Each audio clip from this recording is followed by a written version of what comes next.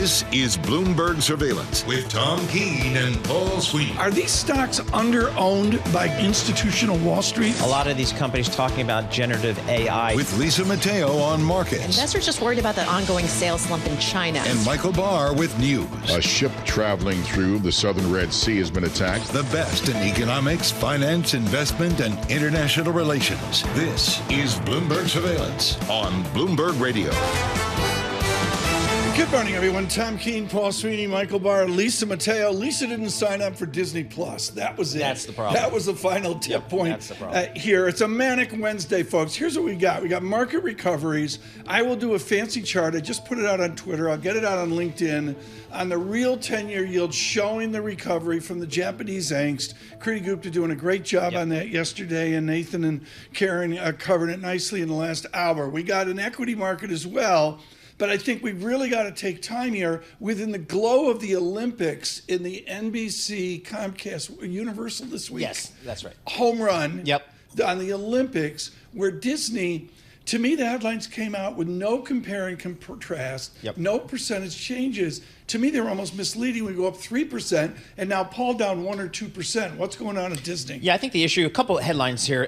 Just on the revenues and EPS, they beat estimates. That's good news. Their streaming business actually made money for the first time ever. So that's part of a big story for Disney. Bob Iger's really wanted to turn around that business. Yeah. But again, 70% of their operating income today comes from their theme parks. When I first started covering this company, it was 15%. Now it's 70.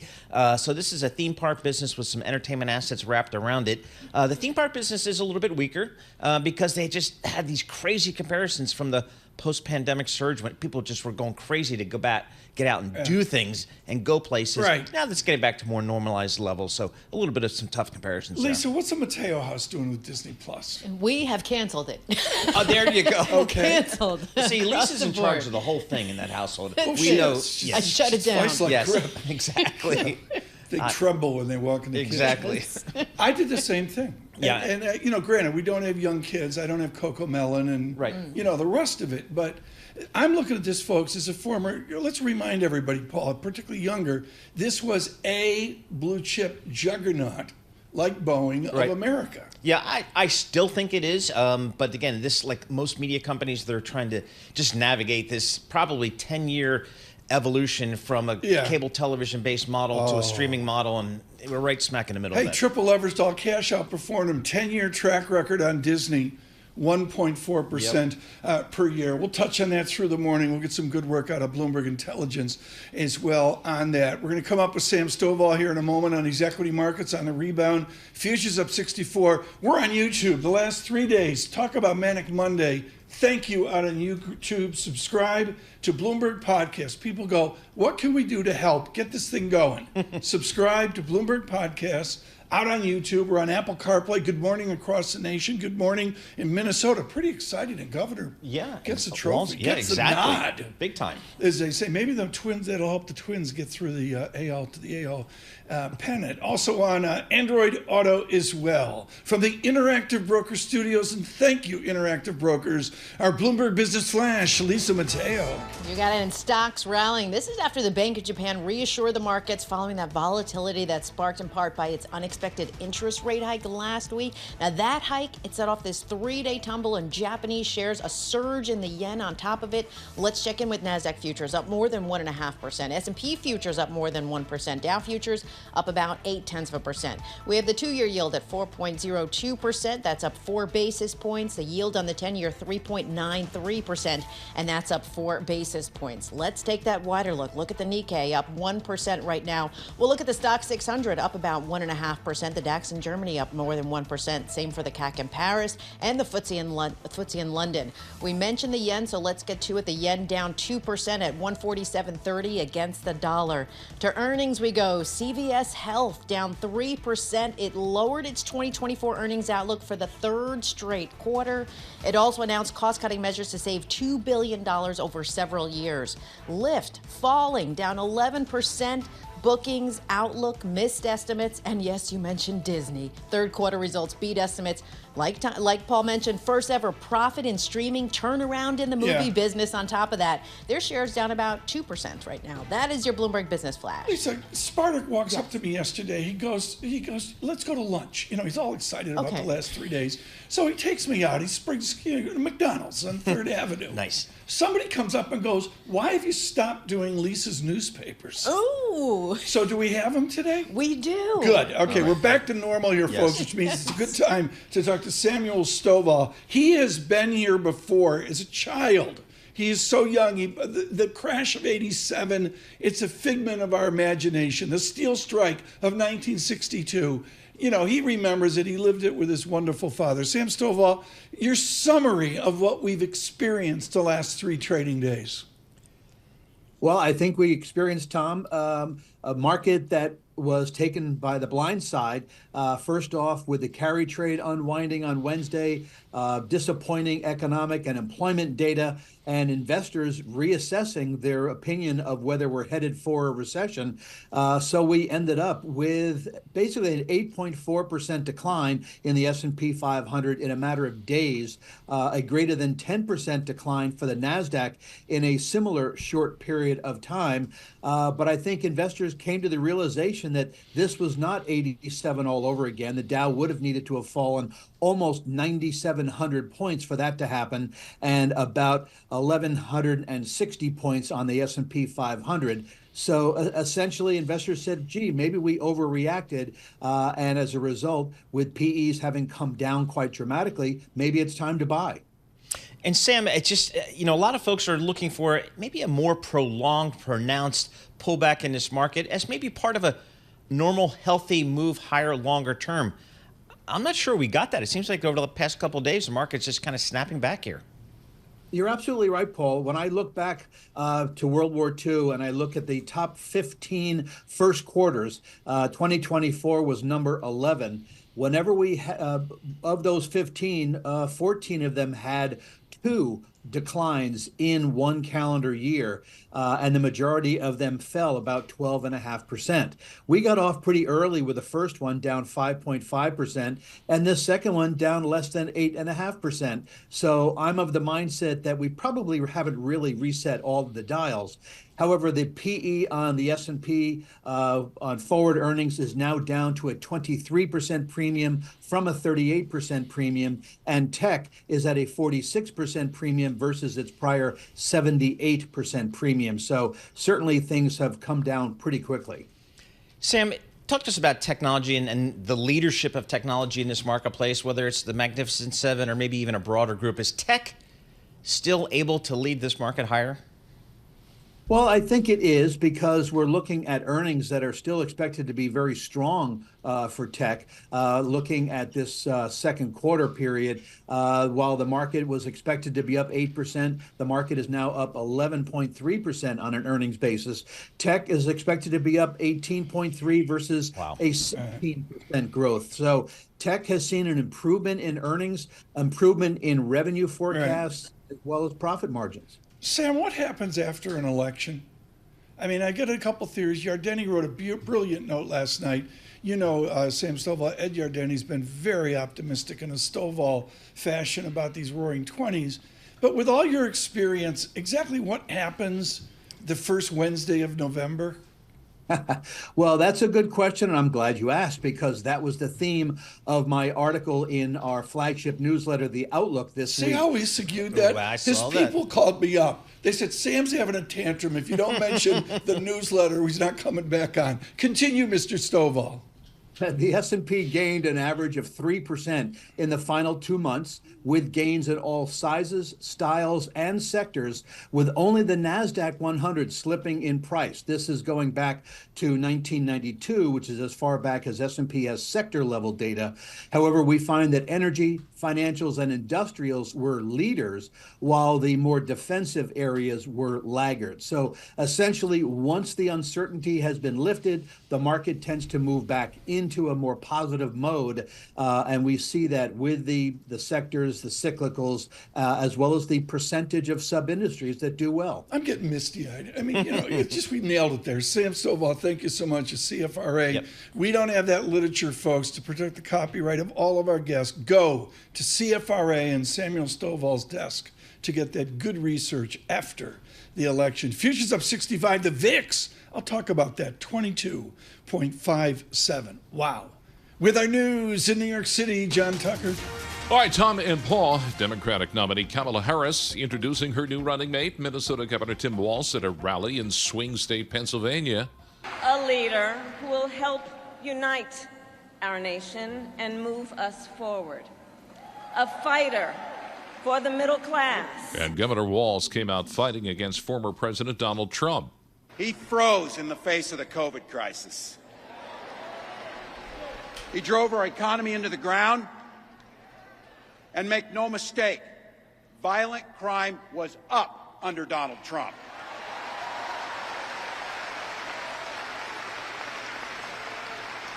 The Harris campaign. That's not even counting the crimes he committed. The Harris campaign says it raised $20 million after she announced her running mate.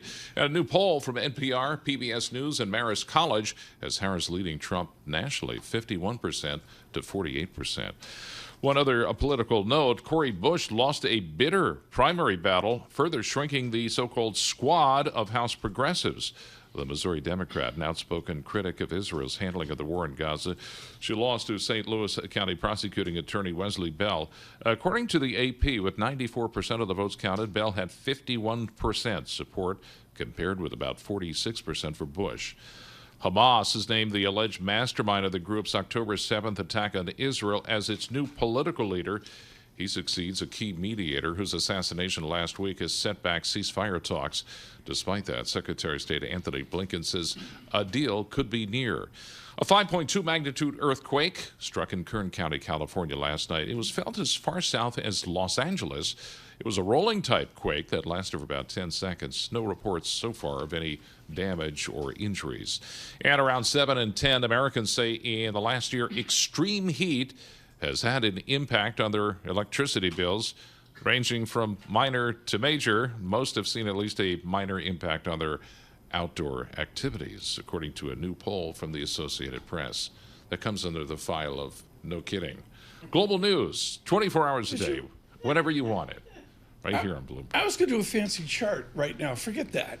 Did you guys get like a biblical deluge last night? Was it like Noah's Ark? Oh, it was very serious. I mean, you had motorists who were trapped. I'll have a little more on that. The Major Deegan, the Henry Hudson Parkway, Hackensack, New Jersey. Oh, boy. I think the whole town is underwater. Is this because of hurricane season? Is this because of the new No, this is because of a volatile combination in the atmosphere. It's time of year when you have these thunderstorms. Yeah.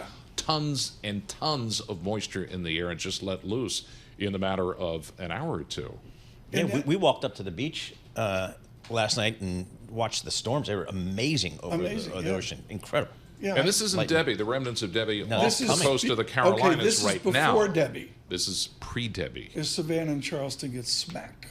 You know, okay. Well, very good. John Tucker, I should also point out New York City using drones for the first time to alert residents as to flooding flying over. Was this for the congestion tax? No, this was, that'll be soon. That'll be after this. But yeah, so.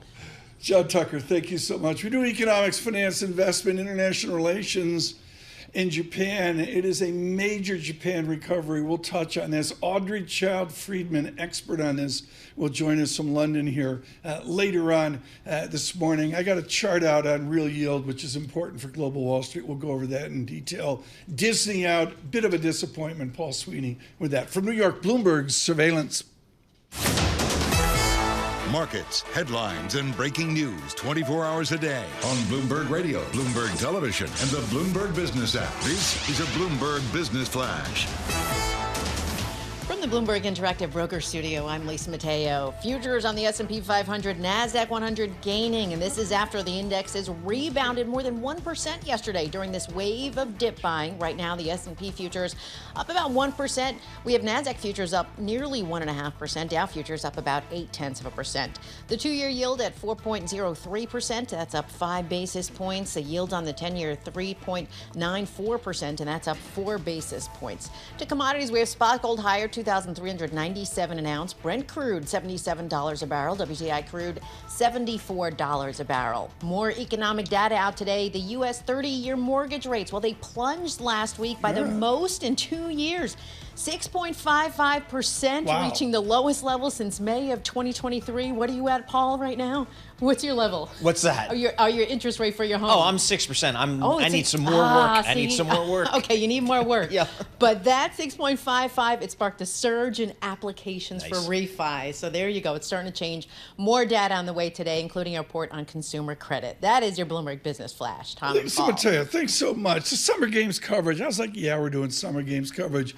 It's been a home run. Thank you, State Street Global Advisors. The summer games updates on Bloomberg. They're brought to you by State Street Global Advisors. Ian Lyngen publishes moments ago a blistering sentence, putting an emergency cut into play or even a 50 beep initial move risks the market revisiting the issue of Fed independence and credibility. All right. Classic Lyngen. Yep, exactly. It's just as simple as you. that. We'll have much more on that with lower yields. Right now, she had to recover from her Disney report at 6:58 here. Kriti Gupta joins us in London because she led our coverage yesterday on Japan. To me, Kriti, the Japan uproar is about done. Do you agree? It feels that way simply because in the last 24 hours, you got commentary coming out of, I believe, the deputy governor of the BOJ basically saying the most dovish take in the face of a very hawkish rhetoric last week, saying that if the financial markets continue to freak out like this, they're not going to be moving rates. They need that stability. I think it's the first time in a while that we've actually heard a central bank governor factor in the markets and say, actually, the markets may dictate our policy more than the economics do. You're a research beast. With the research that you read, do you do what I'm doing, which is I partition the Japan effect and the Fed economy effect in America? I keep them separate. I'm not blending them together. Do you agree with that, Kriti? I'm going to push back against that only because I had read some mind-blowing research coming out of Barclays, actually, where they actually connected the two. They said that if you look at a range of the yen at, I think, 145 to 50 is coming out of Emmanuel Cao, who we also had on Bloomberg Television, basically that would be the range where it is acceptable for the rest of the markets to recover. And I thought that was an interesting kind of way to fold in the currency picture out of Japan, the carry trade globally, with what you're seeing in the equity space. Hey, Kriti, it seems like, this sell-off we had on Monday on the heels of the jobs data was pretty short-lived. I mean, our market participants, our strategists that you're hearing from, are they surprised that the markets bounced back yesterday and then it looks like here today in the futures trading? Not surprised at all. In fact, I think they're surprised that it hasn't bounced back more. And also that's a little bit concerning. And you actually saw this reversal in the Japanese markets that you haven't seen happen in the States. For example, a 12% drop on Monday met with a 10% gain yesterday and then another rally today. You haven't seen that show up in the rest of the markets. And it's why folks even at Goldman, for example, are saying there may still be some room to run on this correction. Kriti Gupta, thanks so much. Futures up 67 this morning. Watching the VIX, stunning, under 23, 22.53. Technically, I need a 21 handle. I'm not there yet. We pride ourselves on a different set of guests. Brian Wieser from day one has been different. We're thrilled that he could join us this morning. Just lots going on there with Madison and Wall. Brian, how broken is Disney? I don't think it's broken. I think that they, like a lot of media companies, have been struggling to figure out what to do and how to organize themselves for the future. I think that they had strategic clarity in October or thereabouts of 2018 when they launched Disney Plus. I think they lost a lot of strategic clarity, certainly going into the return of Bob Iger, and in the subsequent periods, they're still trying to figure a lot of things out.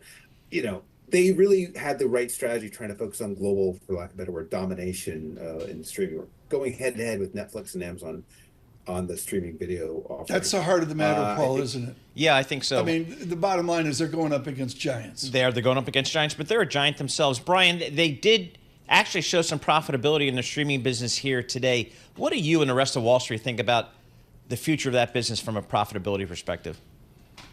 Well, I think most of Wall Street is really focused on profitability, to your point. Now, where I sit, which is Madison and Wall, we think that they really need to focusing on ongoing scale, which might mean profitability is a later thing. Because if you want to build up to compete better globally with Netflix and Amazon, I think profits is something you got to focus on later on. They've got parks to fund profits. I think if you want to build a streaming business, you have to continue to invest in content programming and distribution. So, Brian, they've had actually a pretty good quarter from the box office, the studio. Have they gotten their mojo back there with all the Disney studio product? Yeah, it definitely seems like it. I haven't focused on the studio results right now. I mean, obviously everyone's aware of just how well I think Inside Out and Green Deadpool done. But I think that one could say, yeah, it feels like they never really lost it. It was just a couple of bad movies. Yeah. Brian, the music business is having an existential crisis over what copyrights are worth. Is it the same with the catalogs of the studios? Is Pinocchio or Dumbo or, something new, Mandalorian, are those copyrights maybe just simply not worth the goodwill or badwill on the balance sheet? Yeah, well, here's the thing. When it comes to streaming services, you come for the new original content and you stay for the library. Disney has this massive and amazing still library, and no one else will likely ever have anything like that, but not for a very long time. So they need both, right? As long as they continue to have more and better programming, and Hulu, I think, has been crushing it from that front. Disney Plus arguably needs a lot more. Then there's something for people to come for initially and then stick around for. So I think you do need both. And they'll be better positioned if they invest, again, more in programming and content for originals to support what they already have in this great library. Can we have a moment of silence for Brian Wieser quickly here, Paul? Ask him a question on this. Brian Wieser nailed NBC in the Olympics. Yeah. Nailed it 5 years ago. Exactly. So, hey, Brian, just to go down that path, I mean, I'm having fun with the Olympics. What does it mean for Comcast and NBC Universal? Is this going to be a win for them? Well, I mean, here's the thing. It's probably they're better off having it than not, I guess is a better way to put it. It's a really expensive proposition, obviously, to run the Olympics. And I'm sure they'll say, they'll make a profit on the Olympics, and that's good for them. But you could also argue, well, couldn't they also invest in other programming and be just as well off profit-wise? Probably. So I don't think we want to overstate it as somehow uniquely positive as a way to, build a business. It's definitely a way to build a business, but I don't think we want to overstate it either. Brian, on short notice, thank you so much for the huge announcement from Disney, spiking up early, coming back in south right now by a number of percent. Futures up 67. We're in a recovery mode. The VIX, I don't know, 60-something on my sabbatical. Yeah, I mean, and then you take a rare day off and VIX goes crazy. We're coming back into a little bit more. Well, we had a Lehman VIX yesterday morning, a 30-something. Yep. And now we're at 22.49. I'm going to go over some technicals here later about what I need. I need 21 on the VIX, and then I don't know, there's another level after that. But the answer is we're getting there with futures up 66, Dow futures up 351, NASDAQ advances 1.5%. Bitcoin rally. Oh, boy. 55,000 to 57,000 off the bottom. Yep. I guess that's all we can say on that. The real yield's what I'm looking at. 1.81% is a huge deal in the real yield. I want to go over a chart on that for Global Wall Street here. We can do that. We're out on Android Auto, Apple CarPlay, YouTube. Subscribe to Bloomberg Podcast. We're building it every day. From New York City, Paul Sweeney and Tom Keene, this is Bloomberg Surveillance. Markets, headlines, and breaking news 24 hours a day on Bloomberg Radio, Bloomberg Television, and the Bloomberg Business app. This is a Bloomberg Business Flash. From the Bloomberg Interactive Broker Studio, I'm Lisa Mateo. We've got green on the screen. NASDAQ futures leading the charge up nearly 1.5%. S&P futures up more than 1%. Dow futures up 0.8%. We have the 2-year yield at 4.01%. That's up 4 basis points. The yield on the 10-year, 3.93%. That's up 3 basis points. Stocks in Japan up more than 1%. Bank of Japan officials pledged to refrain from hiking interest rates when the markets are unstable. We head over to currencies. We have Japanese yen down nearly 2%, 147.27 against the dollar. Shares of Shopify higher, up 17%. Second quarter revenue beat estimates. Then on the flip side, you have shares of Airbnb. They're taking a hit, down 14%. The company gave that disappointing outlook for the third quarter in a row. It's warning that there's slowing demand for U.S. vacationers. And Super Microcomputer, that's lower too. It's down about 13%. Reported quarterly revenue and profit that missed estimates. That is your Bloomberg Business Flash. Tom and Paul. Lisa Mateo, thanks so much. This is joy. And for all of you across this nation, around the world, and you're putting up with the micro blather of Bloomberg Surveillance on economics, finance, investment, inside baseball on Japan and all that, what it's about is not losing money. The king of not losing money is here. His name is Stephen Auth, with decades of experience. He and I, do you remember the crash of 87? Oh, yeah. Do you remember how we felt like Christmas-ish after the crash of 87? It was like, well, that was harsh. It's all over. Yeah, it came and went very quickly. That's what happens. Yeah. With what we observed Monday, was that a modern flash crash, or was that an 87-like pullback? To me, usually these things are correlated. 87 was very unique, but this time the fundamentals are set up in a way. To me, this yen carry trade's not over, the unwinding of it. And it's often the case, Tom, when the VIX hits levels like that, you retest. You know, it takes time to unwind these things. Yeah, and that trade is unwinding. The yen's going to at least 140. But if I've got a 3-year hold minimum, adult money, folks, we're not talking speculation now, Lisa's kids with their laptop on the couch. If I got a 3-year short-term perspective, I get that retest of the VIX soon. Yeah. And you buy into that. I mean, we're already overweight stocks. We did cut back. We cut our overweight. Stop. You know, what were you doing at 9:40 a.m. on Monday?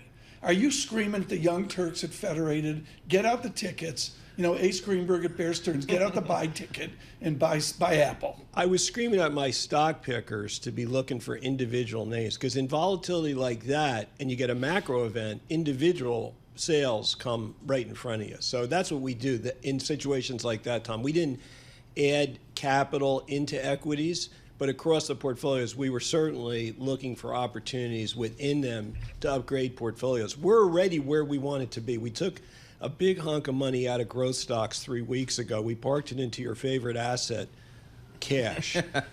And it's... Do you know, Federated's lawyers called me. Crowding out Tom Keene out of the cash trade. Yeah. Steve, I mean, a lot of folks are saying, I mean, you've been in this game a long time. A bull market needs a 5, 10, 15, 20% pullback as part of the healthy longer-term upward trend. Maybe we got something in April. I don't know. I thought maybe we were going to get something here starting Monday. But these markets have just kind of come back. Does that surprise you at all?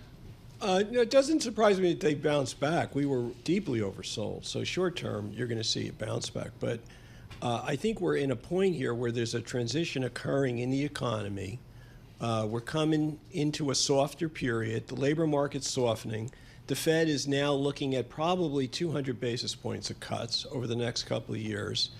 And that's going to help the stocks that have really been left for dead across the market. The value stocks, the small cap growth stocks, the small cap value stocks, emerging markets, all these areas need lower rates, and they're going to get them.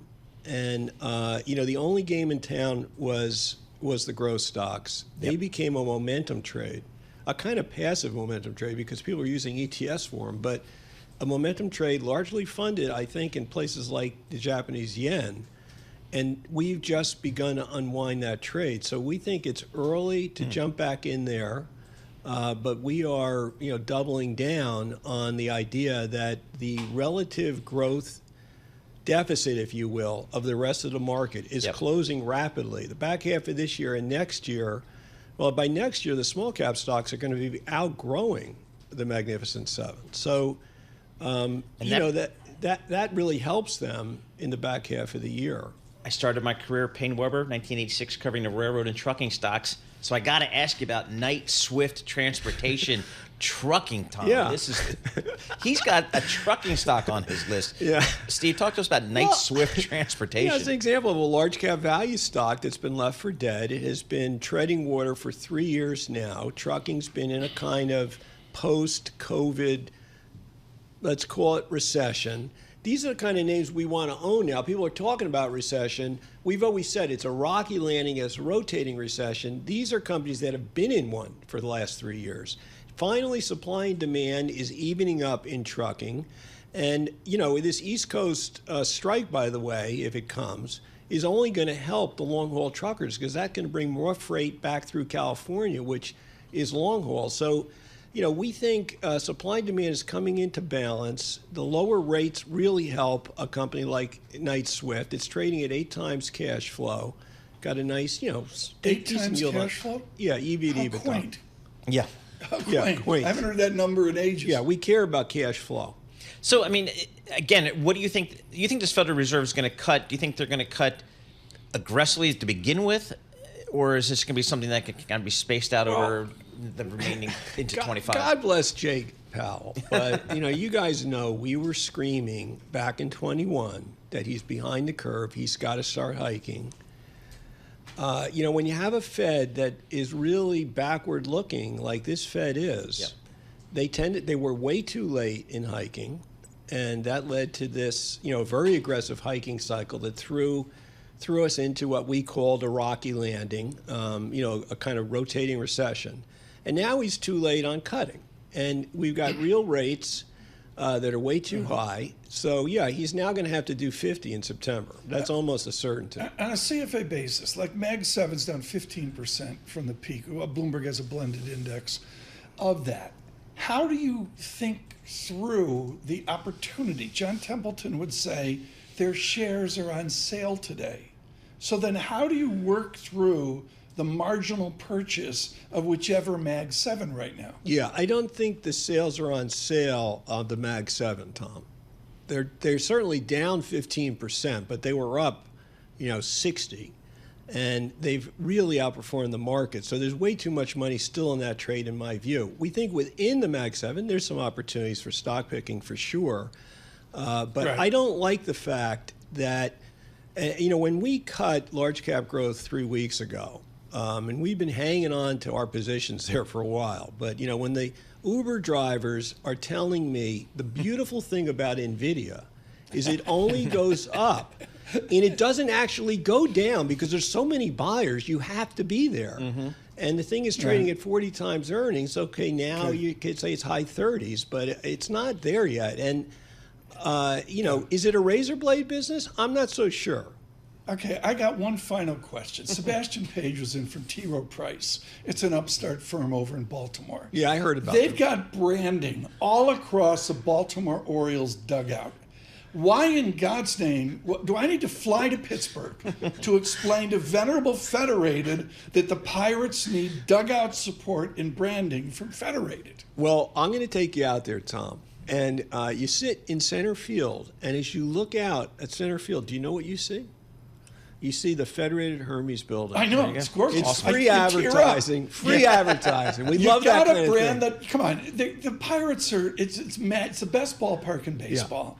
Yeah. It's a gorgeosity team. They got some pitcher who's a phenom. I just see Federated branding like these upstarts in Baltimore. There's a signal people use of when a company brands itself on a sports team. It's usually a sell signal. Yeah. Well, we'll take it as a buy signal. Paul Skeens and the Pittsburgh Pirates getting it done. Steve Auth as well with Federated with some wisdom there, particularly for those with a 201k damaged as mine is this morning. Steve Auth, thank you so much. Greatly appreciated. Futures up 61, Dow futures up 331. The VIX 22.80. To me, that's critical on this Wednesday. I'll talk about a 21 handle. We're not there yet. but we'll do that chart here as we can. The 10-year real yield, 1.80%. Therapeutic, bouncing up nicely. A little bit of dollar strength. That key yen, not 150, weaker yen, 147.18. With our news in New York City, John Tucker. All right, Paul and Tom, Kamala Harris has introduced her new running mate. Minnesota Governor Tim Walz at a rally in Philadelphia. Since the day that I announced my candidacy, I set out to find a partner who can help build this brighter future. And Vice President Harris calling Governor Walz a fighter for the middle class. He came out fighting against former President Donald Trump. Donald Trump's not fighting for you or your family. He never sat at that kitchen table like the one I grew up at, wondering how we were going to pay the bills. He sat at his country club up in Mar-a-Lago, wondering how he can cut taxes for his rich friends. Tim Walz and Kamala Harris face a whirlwind campaign blitz this week. They're holding rallies in Wisconsin and Michigan today. The Harris campaign says United Auto Workers President Shawn Fain will join them today in Detroit. A new NPR PBS Marist poll has Harris ahead of Trump by 3 percentage points among registered voters nationally. Congresswoman Cori Bush losing a bitter primary battle driven by Democratic divisions over Israel, and that further shrinks the so-called squad of House progressives. An outspoken critic of Israel's handling of the war in Gaza, the Missouri Democrat was defeated by the St. Louis County prosecuting attorney Wesley Bell. Bell benefited from $9.5 million in ad spending from pro-Israel groups. With 94% of the votes counted, Bell had 51% support compared with about 46% for Bush. Boeing is redesigning the fuselage component that blew out of a nearly new 737 MAX aircraft in January as the plane maker seeks to draw lessons from the accident that has thrown it into chaos. The company revealing the plan during a day-long hearing with the National Transportation Safety Board, and declaring that there should never be a government label on ammunition used in a mass shooting. Congressional Democrats plan to introduce legislation today that would forbid the Pentagon from allowing bullets made at an Army-owned munition plant to be sold to civilians. Global news 24 hours a day, whenever you want it, with Bloomberg News Now. I'm John Tucker, and this is Bloomberg. Paul and Tom. John Tucker, thanks so much. This is what I used to do ages ago, Paul. I do fancy charts in the Bloomberg, and you can do this on, this is why people have a Bloomberg terminal. The real yield, the 10-year inflation-adjusted yield, it's elegant, Paul. It's a lower yield. The Fed's going to cut interest rates. The economy's slowing. Mm-hmm. Yep. July 31, it plunges from a 192 down to 1.80 because of the gloom of the jobs report, and then Japan. Yeah. And the headline here on a Wednesday, folks, is we've made back like 95% of the Japan. I don't know, Steve Auth clearly thinks we're going to retest. Right. But the answer is we're at 1.80 before Japan with the jobs report, and we're back just slightly above that this morning. Yeah. I put that chart out on Twitter. Oh, good. All right, very good. Yeah, So, the real you know, yield. right. And just looking at the notional yield there, Tom, the 10-year Treasury, we're up a little bit here, up about 4.5 basis points, 3.93%. Still, below 4%. I mean, that was a solid floor for a long time. Blew past that. Can I suggest a housing frenzy if we get a 5.99? Oh, yeah. I think you're right, Tom. 30-year mortgage? I think a lot of people Frenzy. absolutely. People looking to move and, maybe if getting out of your 3 or 4% mortgage into a 5% mortgage is not the worst thing. Lisa Mateo having one measure of that. It's 6.55% here earlier. Again, a second day of a lift to the market. Futures up 61. NASDAQ healing levels. 5,327 SPX, 39,500 on the Dow, almost back to 40,000. Wow. NASDAQ, 18,400. From New York City on this Wednesday, this is Bloomberg Surveillance. Markets, headlines, and breaking news 24 hours a day on Bloomberg Radio, Bloomberg Television, and the Bloomberg Business app. This is a Bloomberg Business Flash. From the Bloomberg Interactive Broker Studio, I'm Lisa Mateo. Futures advancing. We have NASDAQ futures up more than 1%. Same for S&P futures. Dow futures up about 0.8%. We have the 2-year yield at 4.00%. That's up 3 basis points. And the 10-year yield at 3.93%. That's up about 3 basis points. Commodities, we have spot gold higher, $2,395 an ounce. Brent crude, $77 a barrel. We have WTI crude, $74 a barrel. Shares of Danish drug maker Novo Nordisk, they are falling. ADR's down more than 4%. This is after reporting disappointing sales of its weight loss treatment, Wegovy. I guess the competition is growing in that field. Then you have Honda reported a nearly 9% rise in profit thanks to healthy demand for its motorcycles, for its cars, but shares though down about 1%. And sportswear maker Puma taking a hit, down 14% in Germany, had an earnings miss. That's the reason for that. That is your Bloomberg Business Flash. Tom and Paul. Thanks so much, Lisa. Greatly appreciate that. Paul, the gyrations we've seen in the recovery. Yeah. And I mentioned this earlier. I don't conflate them all together. OMG, we're all going to die. I look at them as separate things. And I really want to take issue with, we need an emergency rate cut. Yeah. Because that's not the heritage of the institution. No, you're not. Back to 1951-52. But I tell you, Monday morning, Tom, there was, early Monday morning pre-market, there was a sense of panic in the market. You looked at the futures, you looked at what's happening in the bond market, and what had happened in Japan with the Hang Seng Index. Did Matt Miller find his code to sell his Bitcoin? I don't think so. I think it's still firmly locked up. We will see. Bitcoin up 2,000 today. Now, a look at the front pages. What's making news around the world? Your daily roundup of today's headlines from major publications. And by public acclaim, your daily look at the front pages of Lisa Mateo Hour, brought to you by Interactive Brokers Bond Marketplace. Access Interactive Brokers' vast selection of over 1 million global fixed income securities, no markups, no built-in spreads, and low transparent commissions. Learn more at ibkr.com/bonds. Lisa, way too long. What do you got? You missed it, didn't you? I know. Okay. Have you been to the movies lately? No. This is the problem. See, that's the problem, okay? A lot of people not going to the movies, so theaters are offering different perks. They're trying different things. There have been some summer hits. Deadpool, Wolverine, I'll probably see it this weekend. Inside Out 2, Despicable Me 4, those were big things this summer. But ticket sales still lagging behind last year. I mean, the summer is the big part for theaters. It's 40% of their domestic ticket sales. Fewer wider releases. A lot of people watching from home too. They're going to streaming. They're more comfortable at home. So what theaters are doing, they're offering perks like special popcorn buckets is one thing. In-theater playgrounds. You'll like this one. Cocktail bars. Nice. Inside the theaters. Okay. Order ahead concessions. I know my family loves this. You do it online on your app, and then you get there. You don't have to wait in the line. Really? But the popcorn's just waiting for All you. right. So those are some of the things they're doing. A lot of them like the IMAX better. I know That we is cool. prefer that. Yeah. we But you like pay to- for that. But you pay extra for That's it. right. Yes. So they're kind of banking on that too. So a lot of changes going on in the I movie have theaters. to admit, and Afterthought is glued to the computer watching movies. She watched Chicago the other night. I'm trying to get her to watch Lost in Translation. It's not the same. No, I The don't think home laptop, our kids are being cheated.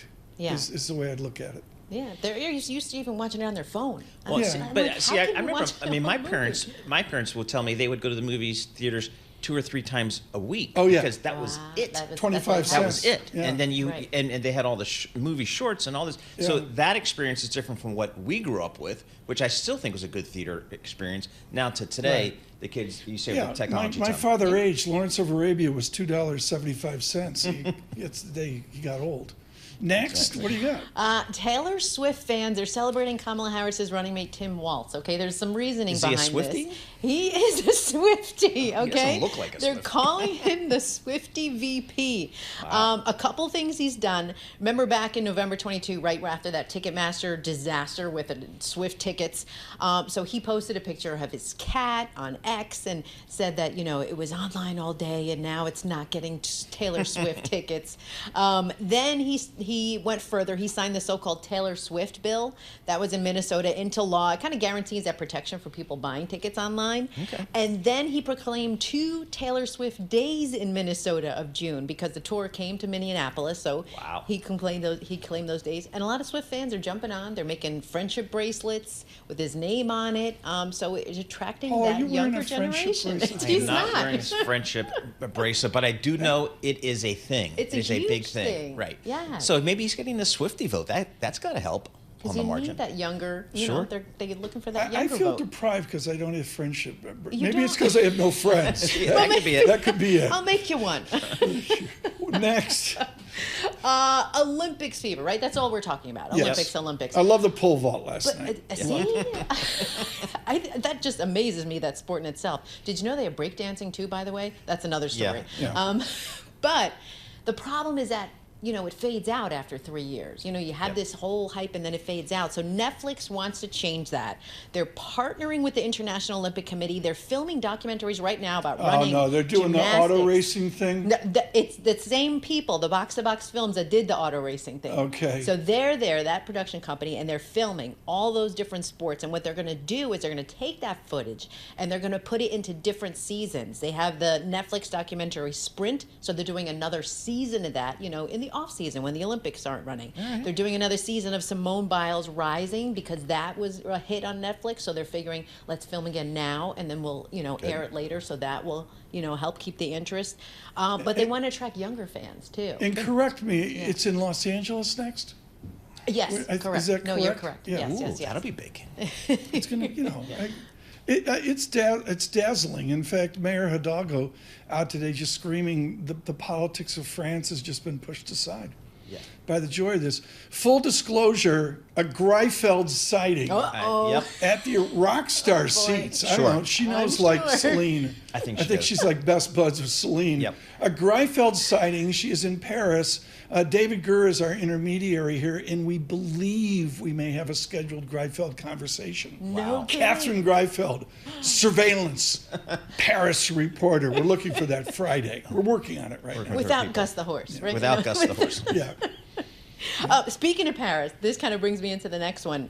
We had open water swimmers have done it. They have dived into the Seine River. Paris organizers, they said it was safe. They had a 2-hour training session. They came out. Everything was fine. But, I mean, the women, they kick off that 10-kilometer race starting one day. So tomorrow, the men's is Friday. If the water tests correctly. So, correct. But they say the weather's going to be great for it, so they shouldn't have any problems with the water and the bacteria levels.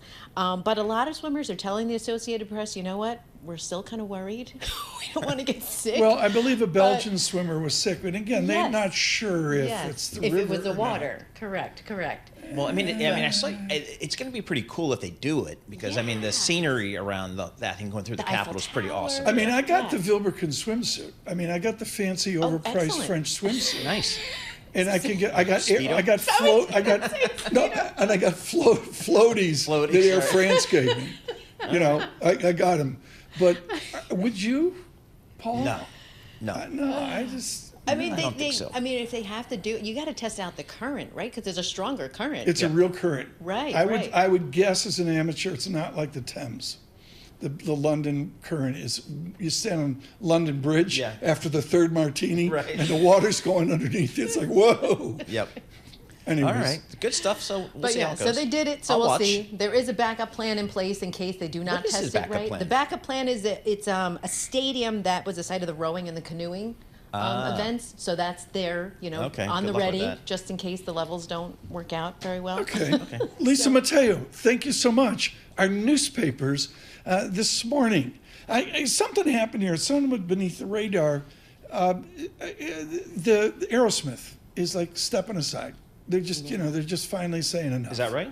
Yeah, they got vocal problems, and you know, it's like 1970. It's like we're talking 54 years. Awesome band. And you know, it's all you can say. Musicians. Going back to what the Yardbirds did a few years earlier, Aerosmith. It's an all Aerosmith Wednesday. Stay with us.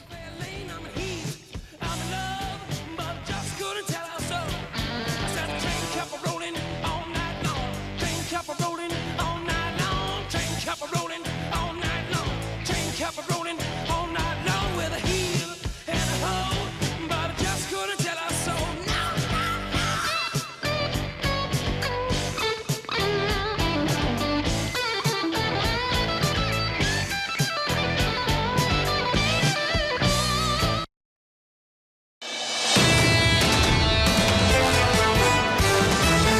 This is Bloomberg Surveillance with Tom Keene and Paul Sweeney. Apple's still minting more money than God, right? Geopolitics front and center for global Wall Street. With Lisa Mateo on markets. Stocks are coming off of another record high. And Michael Barr with news. U.S. Secretary of State discussed the conflict in Gaza. The best in economics, finance, investment, and international relations. This is Bloomberg Surveillance on Bloomberg Radio. Good morning, everyone. Paul Sweeney, Tom Keene, Michael Barr on assignment. John Tucker doing a great job filling in for Mr. Barr. Lisa Mateo with us after the newspaper report. Does she leave now? No, I think she stays around? Yeah, okay, after the newspaper report. Good to know. We're in recovering markets here on a Wednesday. Futures up 53, and critically the VIX 23.18, doing much better than 65 or 32, 25 or 624, 23.20 on the VIX right now. Disney, Paul, you looked at Disney for an hour. I can't get over what you told me. The company's 70% Disney World? Yeah, a theme park business. That's kind of the real part. And that's where they're putting their capital, Tom. They're going to invest a ton of capital over the next 10 years. They doubled their CapEx for their theme parks because they generate a good return off of that investment. We're gonna have to see on that as well. Got a literally lovely hour. We're gonna do again what we did last hour with Stephen Auth. Daryl Crock's gonna join us in a moment here to really give perspective on what the quiet do, given the panic that we saw early Monday morning. We're on YouTube. The best thing you can do, subscribe to Bloomberg Podcast. That is the single best idea I can give you. Subscribe to Bloomberg Podcast. All of our product, including Tim and Carol in the afternoon and what they're doing with afternoon earnings as well. On Android Auto, on Apple CarPlay as well. Them coming out with new software here in the autumn to spruce up those ideas as well. Let's see what we've got now. Futures up 52. From the Interactive Broker Studios with their Bloomberg Business Flash, Lisa Mateo. You got it. Stocks rallying after the Bank of Japan reassured the markets following volatility from that unexpected interest rate hike last week. Now we get to futures. You see NASDAQ futures up more than 1%. S&P futures, same there. Dow futures up about 0.7%. We have the 2-year yield at 3.99%. That's up 2 basis points. And the yield on the 10-year, 3.93%, and that's up 3 basis points. Take a little wider look. We have the Nikkei up more than 1%. We have the Stock 600 up more than 1%. Same for the DAX in Germany, CAC in Paris, and the FTSE in London. We go to currencies. A Japanese yen down about 1.5% at 146.95 against the dollar. To earnings we go. CVS Health down about 0.2%. The company lowered 2024 earnings outlook for the 3rd straight quarter. It also announced its cost-cutting measure to save $2 billion over several years. Shares of Lyft, well, they're not getting a lift. They're falling. They're down 14% bookings, and its outlook missed estimates. Uber, you wanted to check with that, up about 0.3%. And shares of Disney, they've been back and forth. It was up 1%, then it was down, and right now, it's unchanged. It's little change. 3rd quarter results beat estimates, including first ever profit in streaming. They also had a turnaround in the movie business. That is your Bloomberg Business Flash. Tom and Paul. Thanks so much, Lisa. Just quickly here on Lyft. Can I just state, I don't get it. I just don't get the whole business proposition. Well, or Uber. I mean, every driver I talk to, some of them will know me, blah, blah, blah. Every driver I talk to tells me they made less money last year than the year before. Yeah. Every single driver. Yeah, that's the thing. I think the courts have ruled that these are gig workers. They're not employees. They're contractors, and for most of these people, it's a second job. I can't imagine trying to really earn a complete living by being a Lyft or an Uber driver. We'll have much more on that through the day here on Bloomberg Radio. Paul and I agreed strongly that you can do inside baseball on, say, yen dynamics or rate dynamics. But right now, there's an important need to speak people. 3, 2, 1. Speak to people with perspective. Identified Daryl Crock, CIO for Wealth Investment Management for all of the Wells Fargo platform. Daryl, were you buying shares Monday morning? Good morning, Tom. Good morning, Paul. Yeah, actually, we were buying some shares. We moved quite a bit of things around in the portfolios, both on the fixed income and the equity side. A little bit to your point, when I wake up early in the morning, like both of you do for your show, the very first 2 things I look at are the yen and the 2-year Treasury, right? Because to me, the 2-year Treasury is the only Fed speaker that matters right now with what's happening in the yield curve and movement. And of course, ironically, even before this past week with the yen's movement, I've had my eyes on the yen through the entire summer because if you recall, we were worried weeks ago and a few months ago about the Ministry of Finance stepping in and defending the weakness in the yen at 160, 161, 162. So there was concerns that could break the wrong way. It actually went the other way, and on the unwind of the carry trade strengthened materially in about 4 short days after the BOJ meeting, midpoint of last week. So, Daryl, I mean, how do we put Monday into context here? I mean, a lot of folks were saying, boy, that was a serious sell-off with real volume, real conviction, but then markets come back to a certain degree yesterday. The futures look positive again today. How do you put the last 3 days of trading into context? Yeah, it's a good point, Paul. So I would say the recent moves, have been much more about forced unwinds and some breaching of technical support levels than any real major shift in sentiment. Right. And we haven't seen it, we haven't seen that shift in sentiment in institutional flows. We haven't seen it in retail flows. The average investor, was not Thursday, Friday, Monday running for the exits. It was a lot of forced unwinds. And it wasn't just the carry trade. Remember, we had huge crowded trades around technology. We had momentum had been the single largest factor from a factor management standpoint for years. So there was a lot of crowded money in limited spaces. Throw leverage on top of that, you get a couple things that trigger, and it just forces those unwinds. What's new here, Daryl? In this, you came out of Ames, Iowa, with some real ability. It's a wonderful school there. I think Daryl was a wrestler for him. Really? He was a wrestler. I walked into the arena once. We were playing hockey. I walked into the arena, and there were like 18,000 people watching wrestling. I was like, "Welcome to Iowa." Exactly. And then you go to Zvi Bodie over at Boston University. I'm going to posit, Daryl, that the madness that we've seen here, or the flash crash a number of years ago, is all about modern technology, speed of news, speed of information. How do our conservative listeners and viewers adjust to the new speed of information? Yeah, it's a great point. And you're exactly right, Tom. It is about the speed of not just the information, but the movement, right? And when these corrections happen, history tells you go all the way back to the 1930s that you get, about 5% corrections from highs in a year and 10% correction. We haven't had one since the fall of 2023 on a 10% correction. What typically happens with these things is there's a bang, right? Something happens that creates a catalyst that creates intensive selling. And I heard you guys talking about the VIX earlier. For the record, nothing good happens above a VIX of 35 ever, right? Once the VIX crosses over 35, you're in dangerous territory and things get ugly very quickly. But once that bang's done, you typically, once you have a correction, it's not a V back up most times. Even though yesterday and today we're getting a little bit of bounce back, we're only reclaiming about 2.5% of the 6% we lost. Now you got to go into consolidation phase. You got to build a base. It's kind of a whimper and a sideways movement for a while before you can really make that next durable move higher.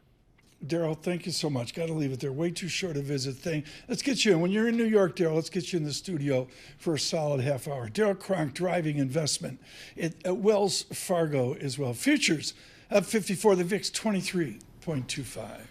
With our news in New York City, John Tucker.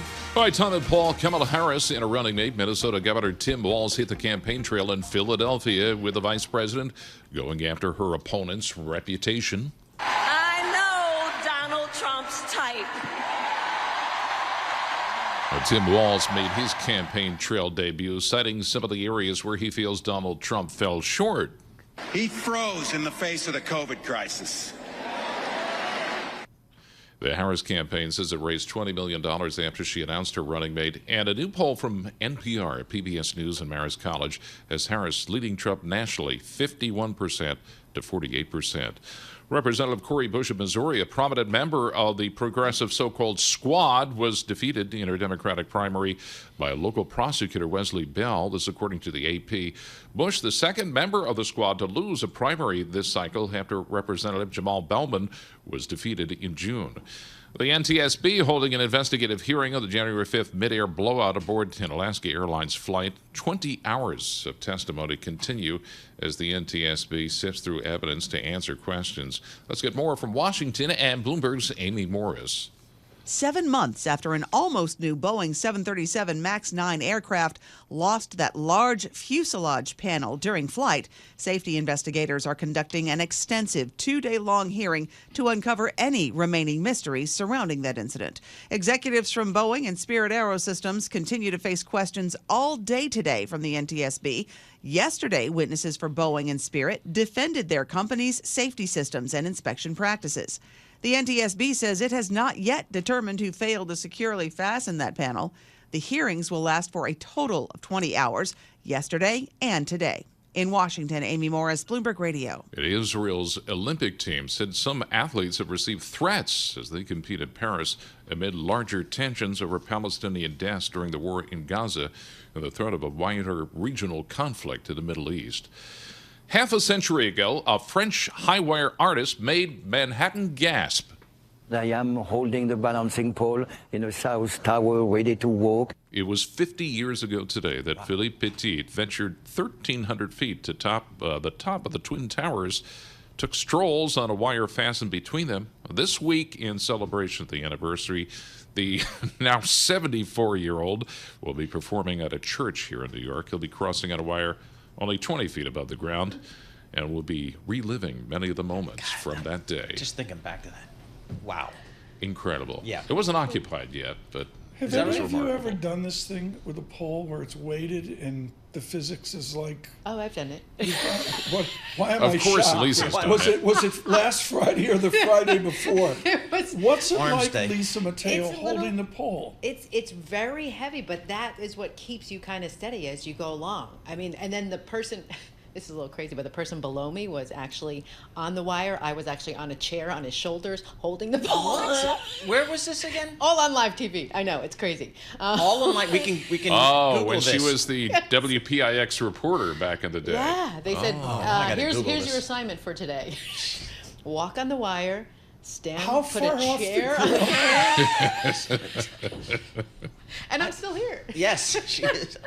Oh, yeah. It's a little scary, but that Tom, we pole gotta go back is and what check really this keeps out. you. I'm telling you. Is there proof of this? I'm going to YouTube right now. Don't you do? Eric, get one of the interns to to look through this and let's find the evidence. Good morning to all of you. Is it WPIX, right? Channel 11. Years ago. Paul, NVIDIA. I Yep. mean, folks, let's like lost in translation here. Lisa, John, and I at the end of the month are seeing how we can stretch Hamburger Helper. Yep. Sweeney's living large because he bought NVIDIA at 40 up to 135. Did you get out at 135 or have you enjoyed a 35% You know, I'm pullback? probably like most people, Tom. I'm still trying to wrap my head around what AI is and how we use it. But one thing I do understand is they're going to need the chips. I mean, all this CapEx spending we're seeing from all these big companies, they're going to need the chips. I don't know what they're going to use the chips for, but they're going to need chips. So that leads you to NVIDIA, AMD, companies like that, not Intel, for example. There's no technical validity here except Auth and Kroc have said, step aside. Yeah. All my radar's up. I don't know what to do. I don't know. I mean, it's up. It's starting trying to retrace some of those losses, but we'll see. It's off 23% from its high. Yeah, that leveraged NVIDIA fund, that worked out. From New York, Bloomberg Surveillance. Markets, headlines, and breaking news 24 hours a day on Bloomberg Radio, Bloomberg Television, and the Bloomberg Business app. This is a Bloomberg Business Flash. From the Bloomberg Interactive Broker Studio, I'm Lisa Mateo. Futures on the S&P 500, the NASDAQ 100 gaining. This is after the indexes. They rebounded more than 1% yesterday during a wave of dip buying. So right now, checking in with S&P futures, up more than 1%. NASDAQ futures up more than 1% as well. We have Dow futures up about 0.7%. We have the 2-year yield at 4.00%. That's up 2 basis points. And the yield on the 10-year at 3.93%. And that's up 3 basis points. Commodities markets, we have spot gold higher, 2,402 an ounce. We have Brent crude $78 a barrel. WTI crude $74 a barrel. More economic data out today. U.S. 30-year mortgage rates, they fell last week, the most in 2 years, 6.55%. That was the lowest level since May of 2023. Also sparked a surge in applications for refis. More data on the way today. We have a report on consumer credit later this afternoon. I want to take a look at travel. You have Hilton. Second quarter earnings beat expectations. Higher room count that actually offset that weak demand, but shares down about 1%. And then you have online travel agency TripAdvisor down 14%. Second quarter revenue missed estimates. And finally, Airbnb down 13%. Disappointing outlook for the third quarter in a row. That is your Bloomberg Business Flash. Tom and Paul. Lisa Mateo, Paul, Airbnb, you ever done that? I haven't done it on my own, no. But my kids do it, and they love it, and they swear by it. You do it? I do it. I do Airbnb. I like them. Well, we do it. We do Verbo for the men. The guys' ski trip when we go out west. We'll just like get a condo. So it's fun. My insurance guy said it's too much liability for me. I don't really understand it. Yeah, you could do the Upper East Side pad. That would be awesome. I know. Vet Bill and Tom Keene, Keene. they do. To rent out the place. They do the Tom Keene place. Yeah. Premium. There you go. Let's see. I've been anticipating this. This is, well, first of all, the Summer Games in Paris, in Audrey Childe-Freeman's Paris. The Summer Game, the updates are brought to you by State Street Global Advisors. Huge success. It's a 3-hour conversation with the most important FX person on the planet. Audrey Childe-Freeman joins us now with Bloomberg Intelligence London. I just got to digress here, Audrey. Time is precious. Your thoughts on the success of France delivering the best Olympics ever. What's it like? It feels good. It's not finished yet, but so far, certainly the feedback has been amazing. And what we hear from Paris is the atmosphere is excellent. And so it's a big success after early uncertainties. Under the headlines, and folks, I can't say enough how Audrey dives deeper. Audrey, I'm looking at the Japanese 10-year real yield. And basically the experiment they've done for the last 3, 4, 5 years has a long way to go. Do you agree that we're only partly through the yen clearing experiment? I agree with that view. I agree with the view that the unwind of the carry trade is not completed yet. I am very cautious in trying to quantify how much we've seen and how much is left. But if you look at some of the indicators, such as the CFTC numbers, for instance, which gives you a little bit of a flavor as to where we are, it would appear that the market is still underweight the yen. So yes, the answer is we're probably not done yet. And to go back to the early point you were making about the BOJ, I also feel that, yes, the BOJ had a big part to play in that move last week and in the past few weeks. But for me, it's been very much, Fed driven. Mm-hmm. And I also feel that the next leg, I don't know if you can call it second, but the next leg, lower in dollar yen will also be mainly Fed driven. Do you have a target on that? That's important. If we get through 150, where does Audrey Childe-Freeman feel weak yen can go? So I think at the moment it's very difficult to give you a level right now. Just the direction is if you get the direction right, you're a hero. But I think the level what I will wait to see is where the new ranges establish themselves. We're still not sure that we're not going to see another big wave of moves in the next few sessions. We've gone to 142 intraday on Monday. We're back at 147 today, just on the BOJ rate mentioned this morning. Yesterday we were at 145. So what I need to see first is the new kind of range that we base ourselves from 145 to 150, and that's where I kind of expect it to be.